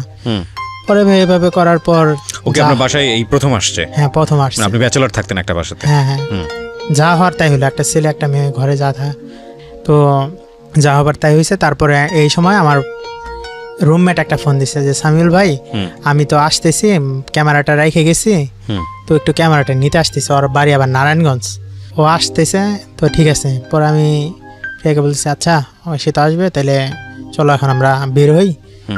না আমি আর একটু থাইকে যাব, তোমার কম্পিউটার চালাবো। বলছে কম্পিউটার জীবনে চালাও নাই নাকি, যে চালাবা বসে বসে? কে বলছে? মানে উনি বলছে যে কম্পিউটার চালাবে? আচ্ছা, কম্পিউটারে আমার কম্পিউটার কি আছে না আছে, আমার ফেসবুকে আমি কার সাথে চ্যাট করি না, এটা চেক দিবে, এটা হলো ওর মূল উদ্দেশ্য।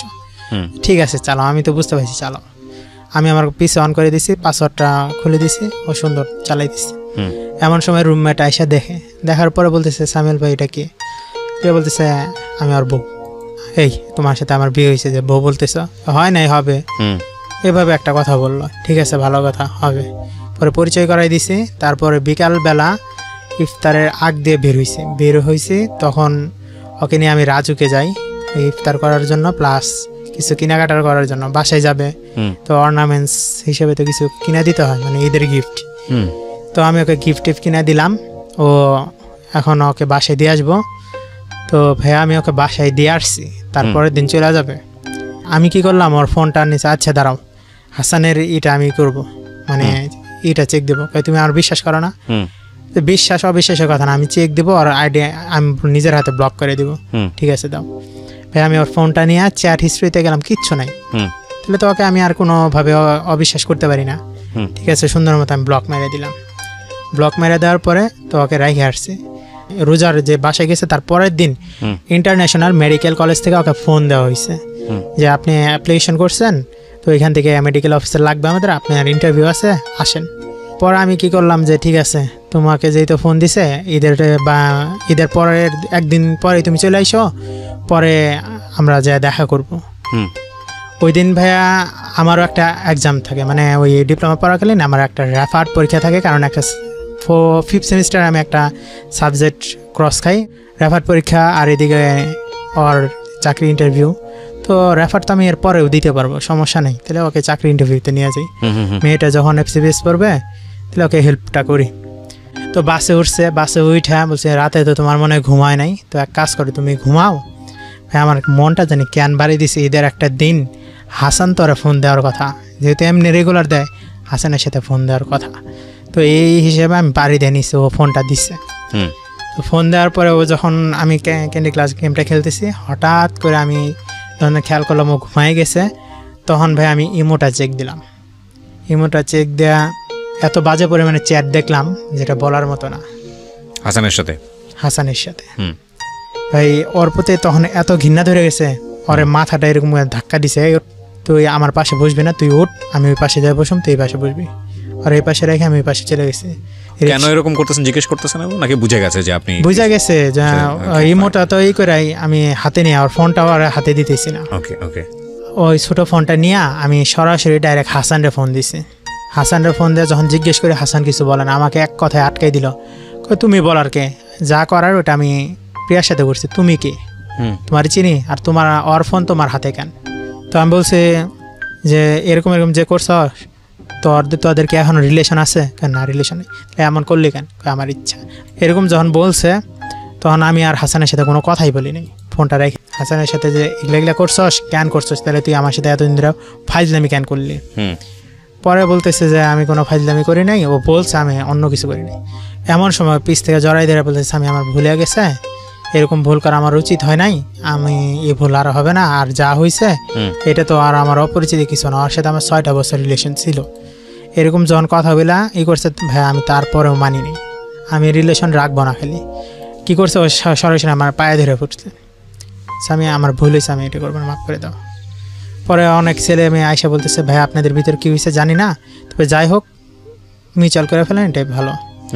তো এইভাবে যখন হইলো, তো ওকে আমি মাফ করে দেয়া, ওকে আমি আবার নতুন করে মাইনে নিলাম। মাইনে নেওয়ার পরে এভাবে রিলেশন কন্টিনিউ হইতেছে। এর 7 দিন পরে ভাই জব হয়, জবের ইন্টারভিউ দিতে আমি নিয়ে যাই। আর জবটা ইন্টারভিউ দেওয়া আসার পরে সন্ধ্যার ভিতরে ওকে ফোন দেওয়া হয় যে ওর জব হয়ে গেছে। পরের দিন ফার্স্ট অফিস, তো আমি কি করলাম, একটা ফ্রেন্ডের কাছ থেকে আমি কিছু টাকা লোন নিলাম। লোন নিয়ে ওকে সুন্দর মতো গুছাই গেছে দেওয়ার জন্য যা যা লাগে আমি গুছাইলাম, মানে ওকে একটা জায়গায় দিয়ে আসবো, করবো। আর এদিকে তো আমার পকেটে টাকা নেই।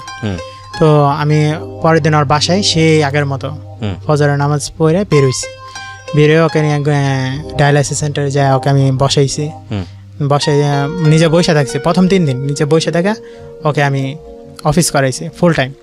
তো 16 দিনের মাথা থেকে বলি যে দেখো, এখন তো তুমি বুঝা গেছো কই কি না কি করতে হয়, তো একটু কষ্ট করো, আমিও একটু চাকরি বাকরির চেষ্টা করি। 16 দিনের মাথা থেকে যখন ওকে দিয়ে আসা নিয়ে আসা বাদ দিই, তখন দেখি আস্তে আস্তে ও জানি আমার সাথে কথা বলা কমায় দেয়, সব কিছু কমায় দেয়, আবার ওর ফোন বন্ধ পাই। তো এইভাবে করতে করতে করতে করতে আমি একটা সময় বোঝা যাই যে ও হয়তো নতুন কোনো নাম্বার নিচ্ছে, আর এর ভিতর ওর স্যালারি হয়েছে। কিছুদিন পরে বলতেছে, স্বামী বৃহস্পতিবার দিন তুমি আমার ফোন দিও না, আম্মা আসবো, আম্মা আসলে তো জানো কথা বলতে পছন্দ করে না। আমার মনে সন্দেহ ঢুকলো, ওর আম্মা আসবে, আচ্ছা আসতেই পারে, যাই হোক ওই বৃহস্পতিবার আমি ফোন দিইনি। শুক্রবার দিন সকালে ওকে আমি ফোন দিছি, ও ফোন রিসিভ করে দেয়, আমি বাইরে আসি, আম্মার সাথে বাইরে, ওর মা তো কখনো ওর নিয়ে বাইরে যায় না, এটা আমার মনে প্রশ্ন। আমি কি করলাম, ওর ছোটো বোনকে ফোন মেসেজ করলাম যে আপু তুমি কই, আন্টি কই? আমি গোপালপুর। আন্টি কই বাসায়? কোন বাসায়? ঢাকা না গোপালপুর? আমি আম্মা দুইজনে বাসায়। এই তো আমার সাথে মিথ্যা কথা বলছে। আমি সাথে সাথে উঠে চলে যাই। ও এর মাঝে কি হয়েছে, ওই যে বাসে যে আমার একটা মেয়ে কেলেঙ্কারি একটা। আমি আপনাকে থামাচ্ছি এই কারণে যে আমি বুঝতে পারছি যে আপনার এই ফেরিস্তি অনেক বড় হবে, so we should not continue this story. আমি শুধু কয়েকটা প্রশ্ন করবো আপনাকে, প্রশ্নের উত্তর দিলেই আমি বুঝে যাবো যে আসলে ঘটনা শেষ কী হয়েছে। আমি যেটা বুঝতে পারছি যে এখানে আপনি সব কিছু করেছেন আর সব ভুল সেই করেছে, এটা আপনার কথা অনুসারে। আপনার ভুলের জায়গাটা আমি একটু পরেই আপনাকে প্রশ্ন করলেই ক্লিয়ার হয়ে যাবে, কিন্তু তার আগে আপনি আমাকে বলেন, মেয়েটা কি আপনার সঙ্গে এখন আছে না নাই? নাই। আচ্ছা নাই। কতদিন যাবত নাই? এই ডিসেম্বর 9 তারিখ ওর সাথে আমার লাস্ট দেখা। আচ্ছা, তার মানে আপনাদের কি ব্রেকআপ হয়ে গেছে? ব্রেকআপ হয়ে গেছে। দুই সাইড থেকে হয়েছে? মানে আপনাকে সে এখন আর পাত্তা দেয় না, নাকি আপনি তাকে পাত্তা দেন না? সহজ বাংলা যদি বলি। ও আমাকে পাত্তা দেয় না। ও আপনাকে আপনি এখনো তাকে চান, কিন্তু সে আপনাকে আর পাত্তা দেয় না? না, আমি এখন আর তাকে চাই না। আপনিও চান না? না। ওকে, কিন্তু আমার সাথে এরকম ফ্রড করছে, এর একটা আমি শুনলাম ওর ফ্যামিলি থেকে আপনার এগেইনস্টে অ্যাকশনও নেওয়া হয়েছে, লিগ্যাল অ্যাকশন নেওয়া হয়েছে, কারণ মাঝখানে আপনি বোধহয় খুব বেশি নড়াচড়া করেছিলেন যে কিছু একটা করেন। কি করেছিলেন? আমি ওই যে ফেসবুকে আমি আর কি, ও যখন আমাকে ছেড়ে চলে যায়, আমি সবচাইতে মানে আমি সরি টু সে, আপনি মন খারাপ করবেন না, this is the scenario of Bangladesh. আমাদের ছেলেরা মনে করে যে একটা মেয়ের সম্ভ্রম হানি করলে, বা যদি বলি মেয়ে না এভাবে বলি, যে অপরপক্ষের প্রেমের ক্ষেত্রে অপরপক্ষের সম্ভ্রম হানি করলেই এটা হচ্ছে সবচেয়ে বড় অস্ত্র। বেসিক্যালি আপনাদের দুজনের মধ্যে একটা খুব ভালো অন্তরঙ্গ সম্পর্ক ছিল, সেই সময়কার কিছু ডকুমেন্টস আপনি ফেসবুকে পাবলিশ করেন, রাইট? ডকুমেন্টস, হ্যাঁ। আচ্ছা, এটার পরে কি রেজাল্ট দাঁড়ায়? এটার পরে যখন হয়, তো ওর ফ্যামিলি আমার নামে জিডি করে, আর ওর দুঃসম্পর্কে কি পাবলিশ করেন আপনি ফেসবুকে? ওই যে ওর সাথে আমার যা হয়েছে প্রথম থেকে শুরু, আমার সাথে নিজে লিখে এগুলো পাবলিশ করেন, কোনো ডকুমেন্টস ছাড়াই? হ্যাঁ, ডকুমেন্টস আছে, ওর সাথে আমার ছবি আছে, এটা আছে, মানে ফেসবুকে দিলেন? এই জড়াই ধরে যে ছবি উঠছে। কবে করেছেন এটা? এটা এই ডিসেম্বর শেষের দিকে। আচ্ছা, এগুলোর প্রেক্ষাপটে ওর ফ্যামিলি আপনার এগেইনস্টে জিডি করেছে, এই ডকুমেন্টসগুলো জিডি করছে অন্য কারণে। অন্য কারণটা বলতে কি, ওর মাকে আমি ফোন করে বলছি যে আন্টি আপনার মেয়ের সাথে তো আমার রিলেশন ছিল এই কয়দিন, আপনি মেয়ে কেন জানি আমার সাথে এরকম বাজে বিহেভ করতেছে, এটা তো ঠিক না, ওকে বুঝান যে একটা ছেলের সাথে এমন করা ঠিক না। ব্রেকআপ হইতেই পারে, এটা কোনো সমস্যা না, কিন্তু ব্রেকআপটা যদি বিশ্বাস ভঙ্গের কারণে হয়, সেটা রেজাল্ট খারাপ হয়, আপনাকে একটু বোঝান। পরে বলতেছে যে তুমি তো লোভী, তুমি আমার মেয়ে ডাক্তার, তাই তুমি আমার মেয়ের পিছনে ছুটছো। ওকে, ফাইন। ওর ফ্যামিলি থেকেও এক ধরনের নেগেটিভ রিঅ্যাকশন ছিল, আপনার ফ্যামিলি থেকেও এক ধরনের নেগেটিভ রিঅ্যাকশন ছিল। আমার ফ্যামিলি থেকে কিছু না, আমার ফ্যামিলি থেকে আমাকে দোষ দিছে।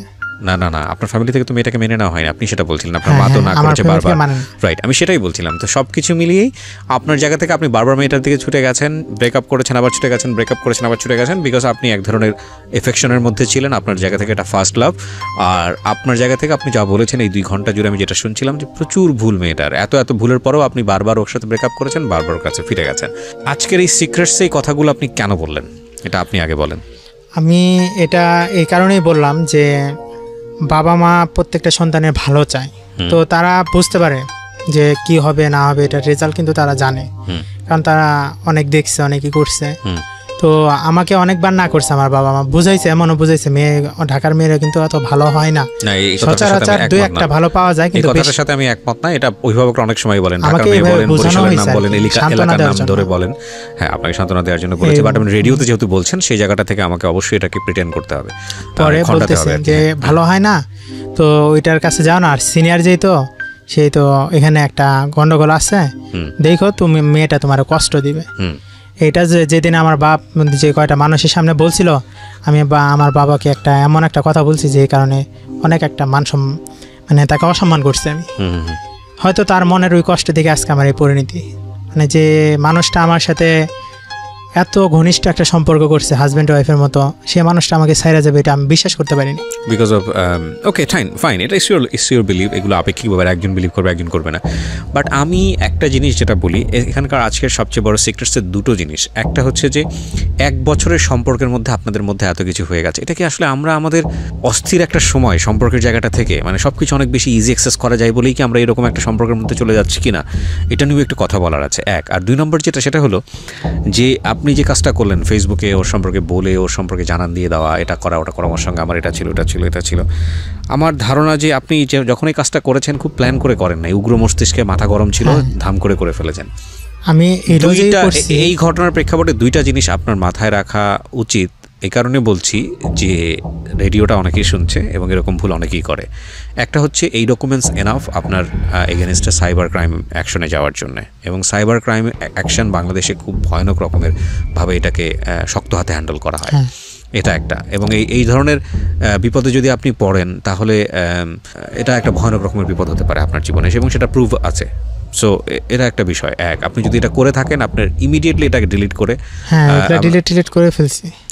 2 নম্বর যেটা, সেটা হচ্ছে যে যদি আমি শাস্তির জায়গার বাইরে গিয়ে বলি, মানবিক জায়গাটা থেকে, আচ্ছা এতে কি প্রমাণ করতে চাইলেন আপনি? ধরেন আপনি ও যে ও একটা ভালো মেয়ে না, ও একটা খারাপ মেয়ে, ওর সঙ্গে আপনি এটা করেছেন ওটা করেছেন, এতে কি প্রমাণ হয়? আপনি খুব ভালো প্রমাণটা আমি এটা করতাম না, করছি না, আমি আপনাকে যে প্রশ্নটা করছি সেই প্রশ্নের উত্তরটা দেন। সেটা হলো মেয়েটা আপনার সঙ্গে এটা করেছে, আপনি যেটা ফেসবুকে স্ট্যাটাস দিয়ে আপনি লোকজনকে যেটা বোঝাতে চাইলেন, সেটা হচ্ছে মেয়েটা আপনার সঙ্গে কাজটা ঠিক করেনি, তাই তো? মেয়েটার সঙ্গে তো আপনিও জড়িত ছিলেন না, এখানেই আছে ও যে আরেকটা রিলেশনে গেছে সেটা আমি ধরতে পারছি। রিলেশনশিপের জায়গাটাই আমি কথা বলতে চাচ্ছি না। প্রথম কথা হচ্ছে আপনি তার সঙ্গে একটা রিলেশনশিপে ছিলেন, আপনি নিজে বললেন আপনি একটা আনএথিক্যাল রিলেশনশিপ এক্সারসাইজ করেছেন, 1 বছরের মধ্যে আপনারা এই ধরনের একটা সম্পর্কে গেছেন, এবং বারবার ওই মেয়েটার সঙ্গে আপনি বারবার প্রমাণ পাওয়ার পরেও আপনি বারবার তার সাথে আপনি জোড়া ব্রেকআপ করেছেন, আবার ফিরে গেছেন, ব্রেকআপ করেছেন, আপনি তো প্রমাণ পেয়েছেন, আপনি এভিডেন্স পেয়েছেন, তো এভিডেন্স পাওয়ার পরেও আপনি বারবার তার কাছে ফিরে গেছেন না? তো যাওয়ার পরে যখন মেয়েটা আপনার কাছ থেকে সরেই গেল, মেয়েটা আপনার কাছ থেকে সরেই যাচ্ছে, এত প্রমাণ পাওয়ার পরেও, এটা তো অবাক হওয়ার কিছু না। এমন যদি হতো 1 বছর আপনার সঙ্গে খুবই স্মুথ একটা রিলেশনশিপ মেনটেন করেছে, বিয়ে হওয়ার কথা কালকে, আগের রাতে মেয়ে ভেঙে গেছে, আপনি কিছু জানতেনই না, তাহলেও একটা কষ্টের বিষয় আসে। তারপরও আমি বলবো না এই ধরনের অপরাধ করতে, কিন্তু সেরকম তো ছিল না। 3 মাসের মধ্যে আপনি প্রমাণ পাচ্ছেন যে মেয়েটা আপনার সাথে এরকম করতে, 6 মাসে গিয়ে আপনি প্রমাণ পাচ্ছেন এরকম, বিয়ের আগে আপনার সঙ্গে এরকম একটা সম্পর্ক, তারপরে একের পর এক আপনি প্রমাণ পাচ্ছেন। প্রমাণ পাওয়ার পরে মেয়েরা যখন আপনার কাছ থেকে সরে গেল, এতগুলো খারাপ আচরণ আপনার জায়গা থেকেও ছিল, তখন তো অবাক হওয়ার কিছু নেই। আমার প্রসঙ্গ সেখান থেকেই যে এই অবস্থায় কেন আপনি ফেসবুকে এরকম একটা স্ট্যাটাস দিয়ে বা কিছু করে লোকজনকে জানালেন, কেন জানালেন? একদম খুব ওয়াইল্ড একটা ইন্টেন্স ছিল। আপনি একদম আজকে স্বীকার করতে আসছেন সিক্রেটসে, যারা ভুল স্বীকার করতে আসে তারাই আসে এখানে। আপনি বলেন মন খুলে যে আপনি কি চেয়েছেন? মেয়েটার একটা প্রতিশোধ নিতে, রাইট? প্রতিশোধ, হ্যাঁ, ওকে বুঝাইতে যে তুমি আমার সাথে যা করছো, আমি একটা সময় নিজে সুসাইড করব এটা প্ল্যান করে ফেলছিলাম, কিন্তু যে কারণে হোক আর কি মাথায় এটা কাজ করছে যে আমার পয়েন্ট যেটা ছিল সেই পয়েন্টের উত্তরটা দেন, আপনি স্কেপ করতে পারবেন না। প্রথম কথা হচ্ছে আপনি ফেসবুকে স্ট্যাটাস দিয়ে কি বলতে চাইছেন? মেয়েটার একটা ক্ষতি হোক। হ্যাঁ, আর কি আমরা সবাই এটা চাই, আমরা আমাদের মধ্যে এই ধরনের বন্য বিষয়টা আছে। ও যে ছেলেটার সাথে এখন বর্তমানে রিলেশনের যাওয়ার কথা, ওই ছেলেটা জানুক যে এর আগে তো কি হয়েছে, আপনার মতো অনেক বোকা ছেলে আছে যারা আপনার চেয়েও ভয়ানক রকমের বোকা, এরকম 50টা রিলেশন থাকার পরেও তারা সেটা মেনে নেবে। That's because of secrets. এটা আপনি ওই ছেলের ভালো করে লাভটা কি হবে আমাকে বলেন? উনি আপনার মেয়েটা আপনার কি ক্ষতি করেছে? ওই মেয়েটার জন্য আমার 4টা বছর নাই। এটা কি নাই সে আপনাকে করতে বলছে না আপনি নিজে থেকে করছেন? নিজে থেকে করছি। সো মেয়েটা আপনার ক্ষতি করেনি, ক্ষতি আপনি আপনার করছেন। হ্যাঁ, তাহলে ও তো জানতো যে আমার আজকে পরীক্ষা, ও আমাকে একটাবারও বলে নাই। মেয়েটা এক্স্যাক্টলি একটাবারও বলে নাই, তারপর তো আপনার সঙ্গে লেগেছিলেন। আপনি তো এটা বুঝতেন যে একটাবারও বলতেছে না, সুতরাং মেয়েটা আপনার জন্য পারফেক্ট না, তারপর আপনি তার মেয়েটার সাথে লেগেছিলেন, তাহলে তো ভুলটা আপনার। হ্যাঁ, ভুলটা আমার, এখানেই তো ভুল। যে তাহলে আপনার ভুল থাকা অবস্থায় আপনি মেয়েটার কেন ক্ষতি করবেন? আমার পয়েন্টটাতে আসেন, লজিকে আসেন। আপনি যখন বুঝতেছেন ভুলটা আপনার, তাহলে মেয়েটার আপনি ক্ষতি কেন করবেন? মেয়েটার ক্ষতি এটা আমি চাই নাই, কিন্তু ওইটা হয়ে গেছে। Exactly, that is my point. এটা হয়ে গেছে, আমাদের এই সবার মধ্যে এই জিনিসটা হয়ে যায়, এবং এই হয়ে যাওয়া জিনিস আমাদেরকে সারা জীবন ধরে ভোগায়। আপনি যদি বুঝতে পারেন যে না আমি যেটা করেছি সেটা ভুল, সেটা অন্যায়, তাহলে আর সমস্যা নাই, তাহলে ওখান থেকে এসকেপ করার একটা সুযোগ আছে। কিন্তু আপনি যদি বুঝতে না পারেন যে আপনি যে কাজটা করছেন সেটা অন্যায় না, এটা ভুল এবং এটা রাইট, তাহলে আপনি ভুলটা বারবার, এক্স্যাক্টলি আমি সেই পয়েন্টেই নক করছিলাম, এটা অন্যায় এবং এই অন্যায়টা করা উচিত না। আপাত দৃষ্টিতে মনে হতে পারে আপনি অনেক কিছু এক্সপেক্ট করেছিলেন তার কাছ থেকে, আপনি পান নাই, সুতরাং আপনি মেয়েটার লাইফটা হেল্প করে দেবেন। This is not the solution. প্রথম কথা হচ্ছে যে এগুলো ইমোশন থেকে আসে। আপনি যে ইমোশনটা নিয়ে আপনি তাকে ভালোবাসছেন, সেই ইমোশনটাই কিন্তু মানুষকে অনেক ভয়াবহ রকমের খুনি বানায়, ক্রোধের মধ্যে নিয়ে যায়। ইমোশন একটাই, রূপটা আলাদা দুইটা। তো আমার জায়গা থেকে আমি যেটা বুঝতে পারি সেটা হচ্ছে যে এই ক্ষতিটা করে আসলে লাভ হয় না। আর দ্বিতীয়ত সেটা হলো যে আপনি যখন এই ফেসবুকে স্ট্যাটাস দিচ্ছেন, এই স্ট্যাটাসটা এটা আপনার জন্য ক্ষতি। কেন ক্ষতি আমি বলি, এটা হচ্ছে লিগালি ক্ষতি, আর একটা হচ্ছে যে এই স্ট্যাটাসটা পরে দুনিয়ার একটা ছেলে কিংবা একটা মেয়েও মনে করবে না যে আপনি খুব ভালো ছেলে। হ্যাঁ, সেটাই হয়েছে। ফেসবুকটা আমি একেবারেই এই ফেসবুকটা বাংলাদেশে যেভাবে এক্সারসাইজ করা হয় এটার আমি ঘোর বিরোধী ব্যক্তিগতভাবে। কারণ পেট খারাপ ফেসবুকে গিয়ে স্ট্যাটাস, মন ভালো না ফেসবুকে গিয়ে স্ট্যাটাস, ফেসবুক হয়ে গেছে ইস ওয়ান কাইন্ড অফ আমাদের যেরকম থাকে না যে আমাদের দিনে 2বার যেতে হয় ওয়াশরুমে, ফেসবুক হয়ে গেছে এরকম একটা ওয়াশরুমের জায়গা। মনের যত রকমের প্রবলেম সব ফেসবুকে ঢালো। অথচ আমি একটাবারের জন্য চিন্তা করছি না যে আমি ফেসবুকে যখন একটা জিনিস লিখছি সেটা আমার থাকছে না, সেটা হয়ে যাচ্ছে কোটি কোটি মানুষের, লক্ষ লক্ষ মানুষের। কারণ ইন্টারনেটে একবার জিনিস যেটা যায় সেটা কখনো আর ফিরে আসে না। এটা তখন গুলির মতো, বন্দুক থেকে যখন গুলি বের হয়ে যায় এটা বের হয়ে গেছে, এটা কখনো রিটার্ন আসে না।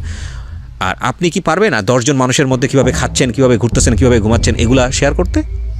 বা আপনিও ধরেন, আমি একটা ছোট্ট একটা এক্সাম্পল দিই, আপনি ধরেন হোটেলে কোনো একটা রেস্টুরেন্টে বসে আপনি খাওয়া দাওয়া করতেছেন, আপনি ধাম করে একটা ছবি তুলে দিলেন, দিয়ে দিলেন ফেসবুকে। আমিও বলছি, ইনক্লুডিং মি, আমারও ভুল হয় না তা কিন্তু না, আমারও ভুল হয় অনেক। তো সেই জায়গাটা থেকে বলতে আমাদের সেন্সটা তো কাজ করতে হবে। তো আপনি খাবারটার একটা ছবি দিলেন বা একটা ছবি দিলেন, ঠিক আছে, এই খাবারটা আপনি 100 জন মানুষকে দেখাচ্ছেন, ঠিক আছে, আপনি ঘরের মধ্যে যে খাবারটা খাচ্ছেন সেটা নিয়ে গিয়ে আপনি উঠানে বসে বা সবাইকে ডেকে কি দেখান, দেখা দেখো আমি এই খাবারটা খাচ্ছি, দেখেন কখনো? তাহলে ফেসবুক তো এই জায়গাটা, এটা তো উঠানোর মতো, এটা তো আপনি সেই জিনিসটাই করছেন। সো ফেসবুকের এই বিষয়টা একটু প্রাইভেসি রাখা উচিত। আনফর্চুনেটলি আমরা সেই জিনিসটা রাখিনি। আমাদের যত সমস্যা আমরা প্রথমে এসেই ফেসবুকে নক করি, যত রকমের প্রবলেম, কাউকে গালি দিতে ইচ্ছা করে, কাউকে বকা দিতে ইচ্ছে করে, কাউকে আমি যত নেগেটিভ জিনিস বলছি, পজিটিভ জিনিস করেন, পজিটিভ জিনিস পাবলিকলি আসা উচিত, কিন্তু এই নেগেটিভ জিনিসগুলো আমাদের ফেসবুকে এত বেশি আসে এবং আমরা মনে করি যে কারো মান সম্মান টান দেওয়ার সবচেয়ে বড় জায়গা হচ্ছে ফেসবুক। পজিটিভ দিকগুলো নিয়ে আমি নাইবা বললাম, অনেক পজিটিভ দিক আছে, কিন্তু এই নেগেটিভ দিকগুলো বন্ধ হওয়া উচিত। এবং এটা এখন অনেক কমেছে, কারণ সাইবার ক্রাইম অ্যাক্ট হয়েছে বাংলাদেশে এবং এটা সরকার খুবই তৎপর। আপনারা জানেন যে 57 ধারা প্রথমে ছিল, পরবর্তীতে 32-তে এটা সংশোধনী হয়েছে এবং এটা খুব মারাত্মক একটা আইন বাংলাদেশে এবং এটা খুব শক্ত হাতে ডিল করছে সরকার।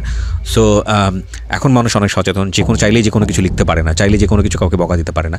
বাট এটা ঠিক যে বাংলাদেশে একসময় ভিডিও করে এই ধরনের সম্পর্ক ভিডিও করে ছেলে মেয়েকে ব্ল্যাকমেইল করতো, মেয়ে ছেলেকে ব্ল্যাকমেইল করতো, মান ইজ্জত নিয়ে টানাটানি পড়তো। একটাবার একটু চিন্তা করে দেখবেন যারা আজকের এই অনুষ্ঠানটা শুনছেন, আমি সবাইকে বিনীতভাবে রিকোয়েস্ট করতে চাই, আপনি যখন একটা মেয়ের সঙ্গে সম্পর্ক করেন বা একটা ছেলের সঙ্গে সম্পর্ক করেন, এই মেয়েটা কিন্তু মঙ্গল গ্রহ থেকে আসেনি, কিংবা এই ছেলেটাও কিন্তু মঙ্গল গ্রহ থেকে আসেনি। এই ছেলে এবং মেয়ে দুজনেই দুটো পরিবারে বিলং করে এবং তাদের সবচাইতে আশ্রয়স্থল নির্ভরতার জায়গা হচ্ছে দুইটা ফ্যামিলি। যখন আপনি মেয়েটার সম্মান নিয়ে টান দেন কিংবা ছেলেটার সম্মান নিয়ে টান দেন, তখন কিন্তু পুরো ফ্যামিলির সম্মানটা নিয়ে আপনি টান দেন। আচ্ছা, ওর বাবার কী অপরাধ ওকে বড় করে, ওর মায়ের কী অপরাধ ওকে বড় করে, ওর বোনের কী অপরাধ ওকে বড় করে, ওর ফ্রেন্ড সার্কেলের কী অপরাধ? তো আপনি যখন একটা মানুষকে নিয়ে কথা বলছেন আপনার এই না পাওয়ার জায়গাটা থেকে, ক্ষোভের জায়গাটা থেকে, তখন আপনি কতগুলো মানুষকে শাস্তি দিচ্ছেন? আমি আমার পয়েন্টটা কিন্তু সেটাই। হ্যাঁ, আমি So- ওর ফ্যামিলিকে বলছিলাম যে আন্টি এ করছে, আপনি এটা একটু দেখেন। আপনারা বলার জায়গাটা থেকে যাই না। তারা আমাকে কি উত্তর দিয়েছে শোনেন, আমি জানি হয়তো কষ্ট থেকে একটা উত্তর একটা উত্তর দিয়েছে ডাইরেক্ট এইভাবে, আমি